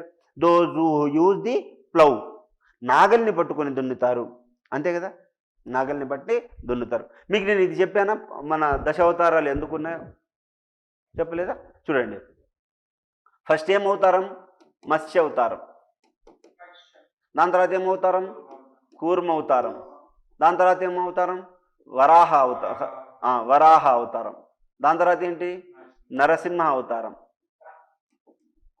దాని తర్వాత ఏంటి? వామన అవతారం. దాని తర్వాత ఏంటి? పరశురామ అవతారం. దాని తర్వాత ఏంటి? బలరామ. తర్వాత ఎవరు? రామ. దాని తర్వాత ఎవరు? కృష్ణ. దాని తర్వాత ఎవరు? కల్కి. 16 3 3 6 3 9 10. చూడు, మత్స్య అంటే ఎవరు? ఫిష్ అంటే ఏంటి? Aquatic animal. ప్రోటోజోవా అంటే ఏంటి? ప్రోటో అంటే ఫస్ట్, జోవా అంటే యానిమల్. ప్రోటోజోవా ఏంటి? Water animal. సో మనం ఎవరి నుంచి వచ్చాం? ప్రోటోజోవా నుంచి వచ్చాం. హెన్స్ మత్స్య అవతారం ఈజ్ వాట్? ప్రోటోజోవా. నెక్స్ట్ కూర్మ అవతారం. కూర్మ మీన్స్ టర్టిల్. టర్టిల్ ఏం చేస్తుంది? ఇది ఆంఫీబియన్. యాంఫీబియన్ అంటే ఏంటి? యాంఫీబియన్ అంటే నీటిలో ఉంటుంది అండ్ ల్యాండ్ మీద ఉంటుంది. అంటే ఈ కొన్ని ఫిషెస్ మీరు కొన్ని బురద మట్టలు చూసారా? వాటర్ లేకపోయినా బతుకుతాయి. మళ్ళీ వాటర్ వచ్చేంత వరకు ఆ బురదలోనే ఉంటాయి. వాటర్ వచ్చిన తర్వాత మళ్ళీ బతుకుతాయి, తెలుసా? అంటే వాటర్ లేకపోయినా కూడా కొన్ని ఫిషెస్ బతుకుతాయి. కొన్ని ఫిషెస్ నడుస్తాయి, భూమి మీద నడుస్తాయి. ఇలా నడిచి ఏమైంది? టర్టిల్గా మారింది. ఎవల్యూషన్ అర్థమవుతుందా? టర్టిల్గా మారింది. దాంతో వరాహ అవతారం. బయటకు వచ్చిన ఆ ఫిష్ అదేదో ఒక యానిమల్ ఎలా తయారైంది? టెరెస్ట్రియల్ యానిమల్గా తయారైంది. ఏమైంది? టెరెస్ట్రియల్ యానిమల్గా తయారైంది. దాని తర్వాత ఈ టెరెస్ట్రియల్ యానిమల్ కాస్త ఏమైంది? సగం మనిషి సగం యానిమల్ తయారైంది. ఇప్పుడు నీలో సగం మనిషి సగం యానిమల్ ప్రూవ్ చేయనా? ఈ పన్ను ఉందా? ఈ పన్ను ఎందుకుంటుంది తెలుసా? We are cannibals. మన కన్నుందా? కన్నుకి ఇటువైపు నెక్టేటింగ్ మెంబర్ అని అంటారు దీన్ని ఏమంటే పిట్టల లోపల వైపర్స్లా పనిచేస్తాయి. మనకు పని చేస్తున్నాయి? పని చేయట్లేదు. చెవులు ఉన్నాయి, వీటిని వెజిటేటివ్ ఆర్గాన్. దీనివల్ల పని ఉంటుందా? పని ఉండదు. కానీ ఎలిఫెంట్స్లో ఏముంటుంది? తన బాడీ చాలా పెద్దది కాబట్టి ఇలా అంటే హీట్ అంతా పోతుంది, హీట్ పోతుంది. ఇది ఉంది వ్యాక్సిన్ చేయించుకోవడానికి కాదు, ఈ ఎంటికలు ఉన్నాయి. వ్యాక్సిన్ చేయించుకోవడానిక కాదు. ఎందుకంటే మనము చాలా కోల్డ్ ఏజ్లో ఉండేవాళ్ళం. దాన్ని తట్టుకోవడానికి ఈ యొక్క హెయిర్ ఉండేది మనకి. ఇప్పుడు ఉందా మనకి? లేదు. అర్థమవుతుందా? ఉంది, బట్ అంత యూజ్ లేదు. యూజ్ ఉంది, అది ఎంత యూజ్ లేదు. యూజ్ ఉంటే బట్టలు ఎందుకు వేసుకుంటాం మనం? ఈ హెయిర్తోనే యూజ్ ఉంటే మనం బట్టలు ఎందుకు వేసుకుంటాం? అవసరం ఏముంటుంది? బట్టలు వేసుకోవాల్సిన అవసరం ఉంటుందా? ఉండదు. సో ఇలా మన శరీరంలో 170 కంటే పైగా ఎక్కువ యానిమల్ రిమైన్స్ ఉన్నాయి. వీటిని వెజిటేటివ్ ఆర్గాన్స్ అంటాం అనమాట. Vegetative organs. ఈ వెజిటేటివ్ ఆర్గాన్స్ అంటే ఏంటి? మన యానిమల్స్ నుంచి వచ్చినట్టే కదా. అంటే సగం మనిషి, సగం లైను, సగం యానిమల్. నియాండ్రతాల్ వాళ్ళు వీళ్ళు ఏంటి? యానిమల్ ప్లస్ ఇదే కదా. దాంతో వామన్ అవుతారు అంటే చిన్నపిల్లాడు ఒక గొడుగు తీసుకొని 3 అడుగులు అడుగుతాడు అన్నమాట. అంటే ఏంటి? What he searching for land. Tribes ఏం చేస్తున్నారు? ల్యాండ్ కోసం సెర్చ్ చేస్తున్నారు. మరి ల్యాండ్ కోసం సెర్చ్ చేసిన తర్వాత ఏమైంది? మనము ఇండస్ వ్యాలీ సివిలైజేషన్ తర్వాత వేదిక్ పీరియడ్ చదువుతాం. వేదిక్ పీరియడ్లో ఓకే, దాని తర్వాత ఐరన్ ఏజ్ వస్తుంది అన్నమాట. ఓకే, ఐరన్ ఏజ్ అంటే ఏంటి? యాక్స్ని కనిపెడతారు. పరశురాముడి యొక్క ఆయుధం ఏంటి? యాక్స్. అంటే ఏంటి? యానిమల్ డిస్కవరీ, మన ఐరన్ డిస్కవరీ అవుతుంది. ఐరన్ డిస్కవరీ అయిన తర్వాత ఏం చేస్తాం? చెట్లు నరికేస్తాం. చెట్లు నరికేసిన వల్ల ఏం చేస్తాం మనం? అక్కడిక్కడ ఉండేటట్టు సెటిల్డ్ అగ్రికల్చర్ చేసుకుంటాం. అప్పుడు చెట్లు నరికిన తర్వాత బలరాముడి యొక్క ఆయుధం ఏంటి? నాగలి, ప్లవ్ కదా.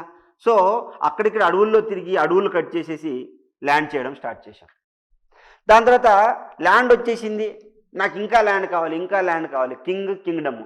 సో అందుకోసమే రామ వచ్చేసరికి కింగ్. మరి రాజ్యాలు వచ్చేసి దాని తర్వాత ఏమవుతుంది? కొట్టుకొని చేస్తారు. ఓకే, అందుకోసమే రైవల్రీ. హెన్స్ కలికి ఏందో పుట్టాడంటారు, పుట్టలేదంటారు, వాళ్ళ ఇష్టం, ఏదైనా అంటారు. అంటే అన్ని మతాల లోపల హిందూ మతం కరెక్ట్గా ఇన్ఫర్మేషన్ ఇచ్చింది. అన్ని మతాల లోపల హిందూ మతం మనకి కరెక్ట్ ఇన్ఫర్మేషన్ ఇచ్చింది అనమాట. దేని గురించి కరెక్ట్ ఇన్ఫర్మేషన్ ఇచ్చింది? ఎవల్యూషన్ ఆఫ్ ద హ్యూమన్స్ అని నేను చెప్పట్లేదు, నేను చెప్తున్నానా? ఆంథ్రపాలజిస్ట్ చెప్తున్నారు. చాలా socio cultural anthropologist they believed that and they tell that Hindu religion has given the proof that the origin of the human. So ఈ దశావతారాల్లో నీకు ఏం కనిపిస్తుంది? Evolution of the human origin. ఇంతకుముందు తెలుసా నీకు ఈ విషయం? బాగుందా? ఓకే, అట్లా ఉంటుంది అన్నమాట. చాలా బాగుంటుంది. ఇవన్నీ పుస్తకాల్లో ఉండవు, మనం అర్థం చేసుకొని చదువుకోవాలి. ఇక్కడ కూర్చోండి, కనిపిస్తుందన్న నిల్చొని నడుము నొప్పి వస్తుంది. సరే, వేట చేసే కమ్యూనిటీ ఏంటి? బిరుహోర్, చెంచు, కడార్, యానాది, కురుంబ, చోళనాయకన్. చోళనాయకన్ ఎక్కడున్నారు? తమిళనాడు. కురుంబ తమిళనాడు, యానాది ఆంధ్ర, కడారు కర్ణాటక, చెంచు తెలంగాణ ఆంధ్ర, బిరుహోరు మధ్యప్రదేశ్. ఓకే, సో ఈ విధంగా గుర్తుంచుకోగలగాలి. నెక్స్ట్ పశుపోషణ అంటే హర్డర్స్ని క్యాటిల్ హర్డర్స్ని అంటారు. తోడ, గుర్జర్స్, గద్దీలు, ఒకర్వాల్, బోటియా. చాలా ఇంపార్టెంట్, మ్యాచ్ ద ఫాలోయింగ్లో అడుగుతారు. సో నెక్స్ట్ పోడు కల్టివేషన్ చేసేది ఎవరు? పోడు కల్టివేషన్ ఇన్ ద సెన్స్ జుమ్ కల్టివేషన్, షిఫ్టింగ్ కల్టివేషన్ చేసేది ఎవరు? బైగా, ఖాసీ. వ్యవసాయం అంటే సెటిల్ అగ్రికల్చర్ చేసేది ఎవరు? గోండు, ఒరాన్, ముండా, బిల్సు, సంతాల్సు. ఓకేనా? నెక్స్ట్ చూడండి. నెక్స్ట్ జిఎస్ గురియే ఏమంటారంటే tribes are the most backward Hindus. చాలా ఇంపార్టెంట్, ఎగ్జామ్లో అడుగుతారు. Who told that tribes are the most backward Hindus అని చెప్పింది ఎవరు? GS Ghurye. Okay, who told that Oran and Mundas are the farmers? S.C. Roy told that Oran and Munda are the ఎవరండి? Farmers. Oran and Munda are the farmers. Okay, Raj గోండ్స్ని కూడా రైతులని వర్ణించింది ఎవరు sir అంటే Haimendorf describes the Raj Gonds are the whom tribes, మన farmers. చాలా important అండి, చాలా ఇంపార్టెంట్. ఓకే, చాలా ఇంపార్టెంట్. నెక్స్ట్ ఇప్పుడు మనం పెళ్ళిళ్ళు, ఇంతకుముందు పెళ్ళిళ్ళు చూసాం కదా, 8 పెళ్ళిళ్ళు చూసాం ఎవరిలో? హిందూ మ్యారేజెస్లో. మరి వీళ్ళకి కూడా మ్యారేజెస్ జరుగుతున్నాయి, మరి వాళ్ళకు కూడా టైప్స్ వెతకాలి కదా. First marriage by consultation. అమ్మాయి అబ్బాయి తరపున వస్తారు, అమ్మాయి అబ్బాయి తరపున అమ్మాయి వస్తారు, అబ్బాయి పేరెంట్స్ వస్తారు, మాట్లాడుకుంటారు, పెళ్లి చేసుకుంటారు. ఇది ఎక్కడ జరుగుతుంది? ఇది నల్లమల్ల ఫారెస్ట్.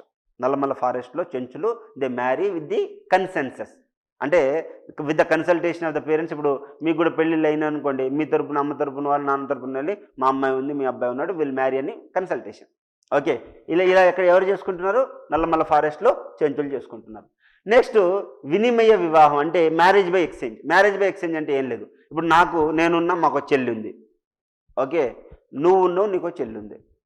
మీ చెల్లిని నేను పెళ్లి చేసుకుంటున్నా, నా చెల్లిని నువ్వు పెళ్లి చేసుకుంటున్నావు. దీన్ని మనం ఏమంటున్నాం? మ్యారేజ్ బై ఎక్స్చేంజ్ అంటున్నాం. సో దీన్ని కుండ మార్పిడి పద్ధతి అని కూడా అంటారు. ఓకే, సో దీన్ని పార్ట్ ఎక్స్చేంజ్ అని అంటారు. ఇది అలాంటి టర్మ్ ఏం లేదు. నెక్స్ట్ బిల్లు మరియా గోండు బైగా కోయా సవర. బిల్లు మరియా గోండు బైగా కోయా సవర అనే వాళ్ళు ఏం చేస్తున్నారు? Marriage by exchange. చాలా ఇంపార్టెంట్ అండి, చాలా ఇంపార్టెంట్. మీకు ఇది మ్యాచ్ ద ఫాలోయింగ్లో అడుగుతారు. నెక్స్ట్ వచ్చేసరికి సేవ ద్వారా. ఇప్పుడు ఏంటి, మీరు ఆ సినిమా చూసారా? మన త్రిషాను, ఆయన పేరు ఏదో ఉంటుంది కదా, ఎన్నాళ్ళకు గుర్తొచ్చిన వాన కావన, దాంట్లో త్రిషాను మన ఏమంటారు, ప్రభాస్ కదా, వర్షం కాదు ఇది, శ్రీహరి ఉంటాడు దాంట్లో, గుర్రం ఉంటుంది, చిన్న గుర్రం బొమ్మ ఉంటుంది. ఏ సినిమా అది? సిద్ధార్థ హీరో, అమెరికాలో ఉంటాడు వాడు. ఏం చెప్పావురా అంటే, నువ్వు వస్తానంటే నేను వద్దంటానా? ఆ దాంట్లో ఏం చేస్తాడు? మ్యారేజ్ బై సర్వీసే కదా. ఆయన వచ్చి వీళ్ళ ఇంట్లో పని చేస్తాడు, ఎక్కువ పండిస్తే అమ్మాయిని ఇస్తారు. Same thing. దీన్ని ఇప్పుడు అబ్బాయి అనేవాడు కన్యాశుల్కం ఇవ్వాలి. He has to give the practice of the kanyashulka. Okay, దీంట్లో ఏం చేయాలి? దీన్ని ట్రైబ్లో ఒలి అంటాం. ఏమంటున్నాం? ఒలి అంటున్నాం. ఇప్పుడు నేను ఒలి ఇవ్వలేను, కన్యాశుల్కం నేను ఇవ్వలేను. I can't give you in return the money. అప్పుడు నేను ఏం చేయాలి? I have to come to your home, I need to do some service, I need to appease you, then only you will give your daughter to me. అర్థమైందా? Will give your daughter to me, అదే అన్నమాట. So ఇది ఎక్కడుంది? బిరారు మరియా గోండ్స్లో ఉందన్నమాట. బిరారు మరియా గోండ్స్లో ఉంది. And Chota నాగ్పూర్లోని బిరారు Mariya గోండ్స్లో ఉంది. Next అర్హత పరీక్ష, ఎలిజిబిలిటీ టెస్ట్ పెడతారు. ఆ టెస్ట్లో ఎవరు పాస్ అవుతారో వాళ్ళకే. అంటే ఏంటి? మనము బాహుబలిలో పందుల్ని కొడతారు చూడండి, లేదా పెద్ద చెక్కు ఉంటుంది, ఒకటే వెయిట్తో వేసేస్తాడు. ఇలాంటి టెస్ట్ ఏదో ఒకటి పెడతారు. ఆ టెస్ట్లో పాస్ అయితే వాళ్ళకి అమ్మాయిని ఇస్తారు అనమాట. ఎవరు చేసుకుంటారంటే కూకీ ట్రైబ్స్ చేసుకుంటారు. ఇట్లా మణిపూర్లో కూకీ ట్రైబ్స్ చేసుకుంటారు. నెక్స్ట్ వచ్చేసరికి ఈ యొక్క అపహరణ, that means marriage by the capture. Okay, దీని అంటే ఫిజికల్ క్యాప్చర్ ఉంటుంది, మ్యారేజ్ బై కష్టం ఉంటుంది అనమాట. ఫిజికల్ క్యాప్చర్ అంటే నీకు నచ్చిన అమ్మాయిని ఉన్నప్పుడు ఎత్తుకెళ్ళిపోవాలి, పెళ్లి చేసుకోవాలి, దాని తర్వాత ఇంటికి వచ్చిన తర్వాత ఒప్పుకుంటారు అన్నమాట, పేరెంట్స్ ఒప్పుకుంటారు. ఎక్కడెక్కడ నాగా, గోండు, హోలో అలా చేసుకుంటారు. నువ్వు నచ్చిన అమ్మాయిని ఫిజికల్గా ఎత్తుకెళ్ళిపోయి పెళ్లి చేసుకుంటావు, ఇంటికి వస్తావు. ఇంటికి వచ్చినప్పుడు వాళ్ళ పేరెంట్స్ ఒప్పుకుంటారు అన్నమాట. వీళ్ళ తరపు వాళ్ళ ఆచారం. అలా ఫీజులు పెట్టొద్దు. ఓకే, మా దగ్గర కూడా ఉంటే బాగుంది సార్, అట్లా ఫీల్ అవ్వద్దు. సరేనా? నాగా, గోండు, హో అంతే ఫీల్ అవుతున్నావా శ్రీనాథ్, చిట్టి? సరే, ఆచార పరిహారం ఇది ఎంత బాగుంటుంది తెలుసా? నీకు ఒక అమ్మాయి బాగా నచ్చింది అనుకో, వెళ్ళి ఇంత బొట్టు తీసుకెళ్ళి నెత్తి మీద పెడితే చాలు, పెళ్ళి అయిపోయినట్టే. అట్లుంటే ఎంత బాగుండో కదా అనుకుంటున్నావు కదా, దొంగలు మీరు. ఓకే, ఇలా ఇక్కడ కరియా బిల్హార్లో అలా చేసుకుంటారు. సార్ ఇట్లుంటే ఎంత బాగుండో సార్, ఇంత 2 కేజీల కుంకుమ తీసుకొచ్చేవాడిని సార్, ఇలా చల్లేసేవాడిరా. కొట్టేట ఉంది, ఇప్పటికీ ఉంది వీళ్ళకి. These tribes do follow the same culture. Okay, అయిపోయిందా? అప్పుడే అయిపోయిందండి. సరే, ఇవి బాలల హక్కుల గురించి, ఇది వేరే చాప్టర్.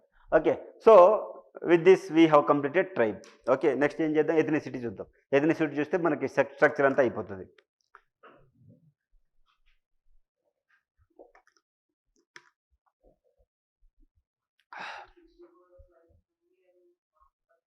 ఏది?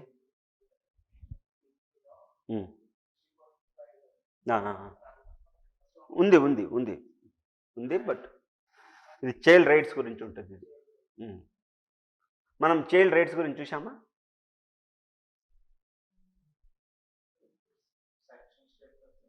సెక్షన్స్, ఇది కూడా అంతే, సెక్షన్సే ఉంటాయి, ఆర్టికల్స్ సెక్షన్సే ఉంటాయి. మినిమం వేజెస్ యాక్ట్ ఇవన్నీ మాట్లాడుకున్నాం కదా, ఎవరిని మాట్లాడేసుకున్నాం మనం.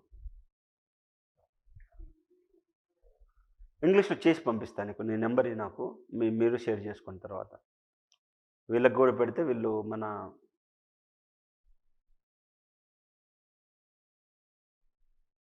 97 ఇవన్నీ ఇవి నేర్చుకుందాం. Andhra Pradesh schemes.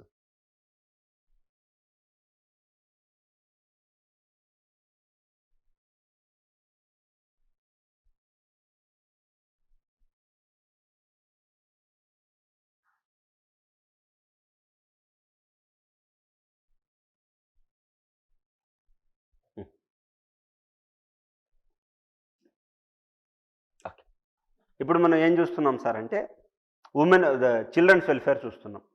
Okay, children's welfare చూస్తున్నాం. సో చిల్డ్రన్ వెల్ఫేర్స్ కూడా అయిపోతుంది మనకి. ఓకే, ఇప్పుడు చూడండి, పిల్లలకి ఏంటి సార్ మనం చూసుకోవాల్సింది ఏంటి? ఫస్ట్ ఆరోగ్యం. వాడు బతుకుండాలి కదా, ఫస్ట్ తిండి పెట్టాలి, మనం బతుకుండాలి, న్యూట్రిషియస్ ఫుడ్ ఇవ్వాలి. సో ఇంతకుముందు దీన్ని ఐసిడిఎస్ అంటే తెలుసు కదా, integrated child development scheme. Integrated child development scheme.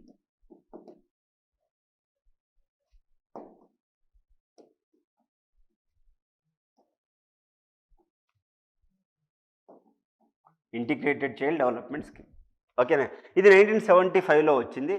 వీటి కింద what we have anganwadi centres will be there. So the anganwadi centres budget will be 50-50, state and centre by 50. If a northeast states are 90-10, if the union territory is 100% by the central government only. Funding ఏంటి? Below 6 years of the age people and adolescent girl and pregnant women and lactating mothers do get iron tablets, proteins, food. పిల్లలకి మాత్రం it is given as called Balamrutham. Balamrutham. Balamrutham. Balamrutham is the meal. Okay, is the powder meal which is having all the essential nutrients for the development of the child. మనకు తెలుసు, మన ఇంటి దగ్గర ఉన్నప్పుడు చిన్నపిల్లలు అనుకోండి, వాడు చిన్న కవర్లో వాడి అంటే గిన్నెలో వాడు పిండి తీసుకొస్తాడు. పిండి తీసుకొచ్చి వాడి చేతిలో ఒక చాక్లెట్ పెట్టి మొత్తం మనమే తినేస్తాం. తినేసి ఇంత పెద్ద గిన్నె ఇచ్చి ఎల్లు పెద్ద చాక్లెట్ ఇస్తా, పో మేడం దగ్గరికి వెళ్ళి తీసుకురా పో అని చెప్పేసి అంటారు. కొంతమంది ఏం చేస్తారు తెలుసా, ఆ ఫ్రైని తీసుకొచ్చుకొని ఈ నెయ్యి ఉంటుంది కదా, నెయ్యిలో బాగా ఫ్రై చేసి, ఓకే, ఆ పౌడర్ని ఇంకొంచెం నెయ్యి వేసి సున్నుండలు చేసి కూడా తింటారు. అర్థమవుతుందా? సో చేశారా అట్లా, చిన్నప్పుడు చేశారా మీరు? సో దీన్నే మనం ఇంటిగ్రేటెడ్ చైల్డ్ డెవలప్మెంట్ స్కీమ్ అంటున్నాం. ఇంటిగ్రేటెడ్ చైల్డ్ డెవలప్మెంట్ స్కీమ్ అంటున్నాం. నెక్స్ట్ వచ్చరికి ఏంటి వీటి యొక్క ఆబ్జెక్టివ్స్ ఏంటి సార్ అంటే, in the childrens we need to give them the health and the nutritional benefits to them. Thereby child will develop psychologically, physically, socially. He will develop psychologically, physically and socially. And with this what happened? The infant mortality rate will be reduced and malnutrition will be reduced and school dropouts will be reduced. School dropouts will be reduced. ఇప్పుడు చూడండి, నీకు చిన్నప్పటి నుంచి నువ్వు స్కూల్కి వస్తే ఒక గుడ్డు ఇంత వేడి అన్నం పెట్టేశా, వాళ్ళు నేర్చుకో, నువ్వు అభ్యాసంగా నేర్చుకుంటావు. ఏం చేశారు తెలుసా, బీహార్లో ఏం చేస్తారు సార్ అంటే, మధ్యాహ్నం అన్నం పెడతారు. పిల్లలందరూ ఏం చేస్తారు తెలుసా, పిల్లలందరూ మధ్యాహ్నం అన్నం తినడానికి వస్తారు. సో అన్ఇంపార్టెంట్ పీరియడ్స్ అన్నీ ఫస్ట్ పెట్టేస్తారు, దాని తర్వాత ఇంపార్టెంట్ పీరియడ్స్ అన్నీ తర్వాత పెట్టేస్తారు అనమాట. ఇప్పుడు ఏం చేస్తారు, వీడు అన్నం తిన్న తర్వాత కొద్దిసేపు నిద్రపోచ్చేస్తారు. స్కూళ్ళలో 10th వరకు చూపించి మ్యాథ్స్ క్లాస్ నేర్పిస్తారు. నేర్పించిన తర్వాత వాళ్ళకి ఏ ఇంటికి పోతావు తర్వాత ఒక్కటే పీరియడ్ ఆడుకుందు అంటే పిల్లలందరూ ఆడుకుంటున్నారు. పిల్లాడికి ఎప్పుడైతే బాగా ఆటలు వస్తున్నాయి, తిండి పెట్టి నిద్రపుచ్చేస్తాడు, వాడు ఏం చేస్తాడు, వాడు స్కూల్కే పోతున్నాడు. అందుకోసమే తమిళనాడు గవర్నమెంట్ ఇప్పుడు ఏం చేసిందంటే టిఫిన్లు కూడా పెడుతుంది. టిఫిన్ కూడా పెట్టేవనుకో వాడు తింటాడు, పడుకున్నా చదివినా ఏం చేసినా మధ్యాహ్నం అన్నం తింటాడు, సాయంత్రం ఆడుకుంటాడు, పొద్దున్నుంచి సాయంత్రం వరకు చదువు రాదా, అభ్యాసకు వస్తుంది. స్కూల్ డ్రాప్అవుట్స్ ఏమవుతాయి, తగ్గుతాయి. చూడండి ఎంత ఆలోచించి పెట్టిన స్కీమ్ ఇది. So thereby the childrens will get all types of development. Okay, so for example lactating mother is there. If I give the nutritious food to the lactating mother, thereby the child who is taking a milk, in the milk having the so much amount of the nutrients, thereby the child will get complete development. తల్లి బలంగా ఉంటేనే కదబ్బా పాలిచ్చే అమ్మ బలంగా ఉంటేనే కదా పిల్లడు బలంగా ఉంటాడు. సో దేర్ బై అందుకోసమే చూడండి అంగన్వాడీ స్కూల్స్లో మన తల్లులకి పాలిచ్చే తల్లులకు కూడా ఏముంటుంది, ఫుడ్ పెడతారు, ఎగ్ ఇస్తారు తెలుసా, పప్పుతో అన్నం పెడతారు, మంచి పప్పు పాలకూర పప్పుతో అన్నం పెడతారు. ప్రతిరోజు ఏదో ఒక వెజిటేబుల్తో అన్నం పెట్టాలన్నమాట. గుడ్డు ఇస్తారు, పాలు ఇస్తారు. ఆబ్వియస్గా పాలిచ్చే తల్లు ఎందుకు పేదరికం, ఇంట్లో వాళ్ళ ఆయన కొడతాడో ఏదో ఒకటి ఉంటుంది, గిన్నె తీసుకుని వెళ్ళి ఒక ముద్ద తింటుంది, ఒక రోజుకి ఒక పూట ఏం తింటుంది కదా కడుపు నిండా. ఓకే, దాని తర్వాత అసలు ఏంది 10 లక్ష్యాలు ఎందుకు మనకి, వాట్ ఆర్ ద ఆబ్జెక్టివ్స్ అంటే ఏంటంటే we have given supplementary nutrition to the childrens and parents, we have given immunisation also. ఈ అంగన్వాడీలో ఏం చేస్తారు తెలుసా, ఎప్పుడు పుట్టావు, నీ యొక్క డేటా అంతా ఉంటుంది, నువ్వు ఎంత వెయిట్ ఎంత హైట్ పెరిగావు, ఎంత వెయిట్ ఎంత హైట్ పెరిగావు. హైట్ పెరగకపోతే ఎందుకు పెరగలేదు, నీ మీద పెద్ద సమీక్ష ఉంటుంది, సో మచ్ అసెస్మెంట్. నీకు ఆశా వర్కర్ ఉంటారు, నీకు సూపర్వైజర్ ఉంటారు, నీకు ఒక సిడిపిఓ ఆఫీసర్ ఉంటారు, దానిపైన ఎంపీడీఓ ఆఫీసర్ ఉంటారు, దానిపైన డిప్యూటీ కలెక్టర్ ఉంటాడు, వాడిపైన కలెక్టర్ ఉంటాడు, వాడిపైన మినిస్టర్ ఉంటాడు, ప్రిన్సిపల్ సెక్రటరీ ఉంటారు, క్యాబినెట్ సెక్రటరీ ఉంటారు, చీఫ్ సెక్రటరీ ఉంటాడు, దాని తర్వాత సీఎం పిఎం ఉంటారు. ఎందుకు నీవు హైట్ ఎందుకు పెరగకపోతే వీడు ఎందుకు పెరగట్లే, రిపోర్ట్ అంతా ఉంటుంది తెలుసా, అంత ఉంటుంది అనమాట. నెక్స్ట్ హెల్త్ చెకప్స్, ఎప్పటికప్పుడు వాడు హైట్ పెరగట్లేదు వాడికి వచ్చి గుండె చెకింగ్ చేస్తారు. ఆర్బీఎస్కే అని ఒక టీం ఉంటుంది అనమాట, రాష్ట్రీయ బాలల స్వస్థ కార్యక్రమం అని ఒక టీం ఉంటుంది, మొబైల్ టీం. వాళ్ళు వస్తారు, ఫట్టని వస్తారు, పిల్లలందరూ చూస్తారు, గుండె లబ్ డబ్ మధ్యలో గర్బర్ అని సౌండ్ వచ్చింది అనుకో, నీ గుండెలో హోల్ ఉందని అర్థం. అందుకోసమే డాక్టర్స్ స్టెతస్కోప్ పెట్టుకొని ఇక్కడ ఎందుకు చూస్తారు, లంగ్ సౌండ్ హార్ట్ సౌండ్ చూస్తారు. ఎందుకు, లబ్బు డబ్బు మధ్య గ్యాప్ ఉండాలి, గ్యాప్ లేకుండా ఏదైనా అలజడి ఏర్పడింది అనుకో ఏమవుతుంది, ఏదో హార్ట్లో హోల్ ఉందని అర్థం. చూసారా ఆ విధంగా. నెక్స్ట్ రిఫరల్ సర్వీసెస్, ఏదైనా ప్రాబ్లం ఉంది నేనేం చేస్తా, పిహెచ్సికి పోమంట, అక్కడ నుంచి సిహెచ్సికి పోమంట. పిహెచ్సి అంటే ప్రైమరీ హెల్త్ సెంటర్, దాని తర్వాత కమ్యూనిటీ హెల్త్ సెంటర్, దాని తర్వాత డిస్ట్రిక్ట్ హెల్త్ సెంటర్, దాని తర్వాత ఏంటి హైయెస్ట్ రిఫరల్ సెంటర్ స్టేట్లో ఉండే పెద్ద హాస్పిటల్కి పోమంట. దాని తర్వాత ఏమవుతుంది, pre school non formal education. నీకేంటి అంగన్వాడీ స్కూల్లో ఏం చేస్తారు, ఒక చిన్న పలక తీసుకెళ్తాము అని రాసేస్తుంది. వాడు పిల్లాడు దేనికోసం వెయిట్ చేస్తూ ఉంటాడు, ఫుడ్ కోసం వెయిట్ చేస్తూ ఉంటాడు. కానీ మేడం తిడుతుందని భయంతో ఏం చేస్తాడు, అంటే అంగన్వాడీ అయ్యే లోపల అలానే అయిపోతాయి కదా. మరి అలాని నేర్చుకోవాలని పిల్లలు ఏమైనా నేర్చుకోవట్లేదని రిపోర్ట్ కార్డు ఉంటుందా, ఉండదు. అంటే ఏంటి ఇదేంటిది, ఇదంతా ఏంటిది, అది non formal pre school non formal education. ఆరోగ్య పోషక విద్య ఏంటి, nutritional and health education. Nutrition దొరుకుతుంది, ఎడ్యుకేషన్ దొరుకుతుంది. అవును కదా, అంగన్వాడీలో ఇంత బెనిఫిట్స్ ఉన్నాయి తెలుసా మీకు, ఇంత గొప్పగా ఉందన్నమాట గవర్నమెంట్ స్కీమ్, ఇంత గొప్పగా ఉంది. దాని తర్వాత ఏంటి, ఐపీసీఎస్ ఇంటిగ్రేటెడ్ చైల్డ్ ప్రొటెక్షన్ సర్వీస్. ఇది ఏంటి, పిల్లల్ని కాపాడాలి. ఓకే, వీళ్ళకి చైల్డ్ హెల్ప్ లైన్ ఉంటుందన్నమాట. Okay, child line India foundation వాళ్ళు దీనికి నోడల్ ఏజెన్సీగా ఉంటారు. వీళ్ళు ఏం చేస్తారు సార్ అయ్యా అంటే, ద మెయిన్ ఆబ్జెక్టివ్స్ ఏంటి సార్ అంటే, they will provide the services and they develop the institutions. For example anganwadi school ఉందబ్బా, అంగన్వాడీ స్కూల్లో టీచర్కి పిల్లల్ని ఎలా ట్యాకిల్ చేయాలో తెలుస్తుందా, తెలియదు, 10th క్లాస్ పాస్ అయింది, మరి ఆవిడకి కూడా ఒక ట్రైనింగ్ ఇవ్వాలి కదా, మరి ట్రైనింగ్ ఇవ్వకపోతే ఎట్లా, అర్థమవుతుందా. సో అందుకోసం వాళ్ళని డెవలప్ చేస్తుంది.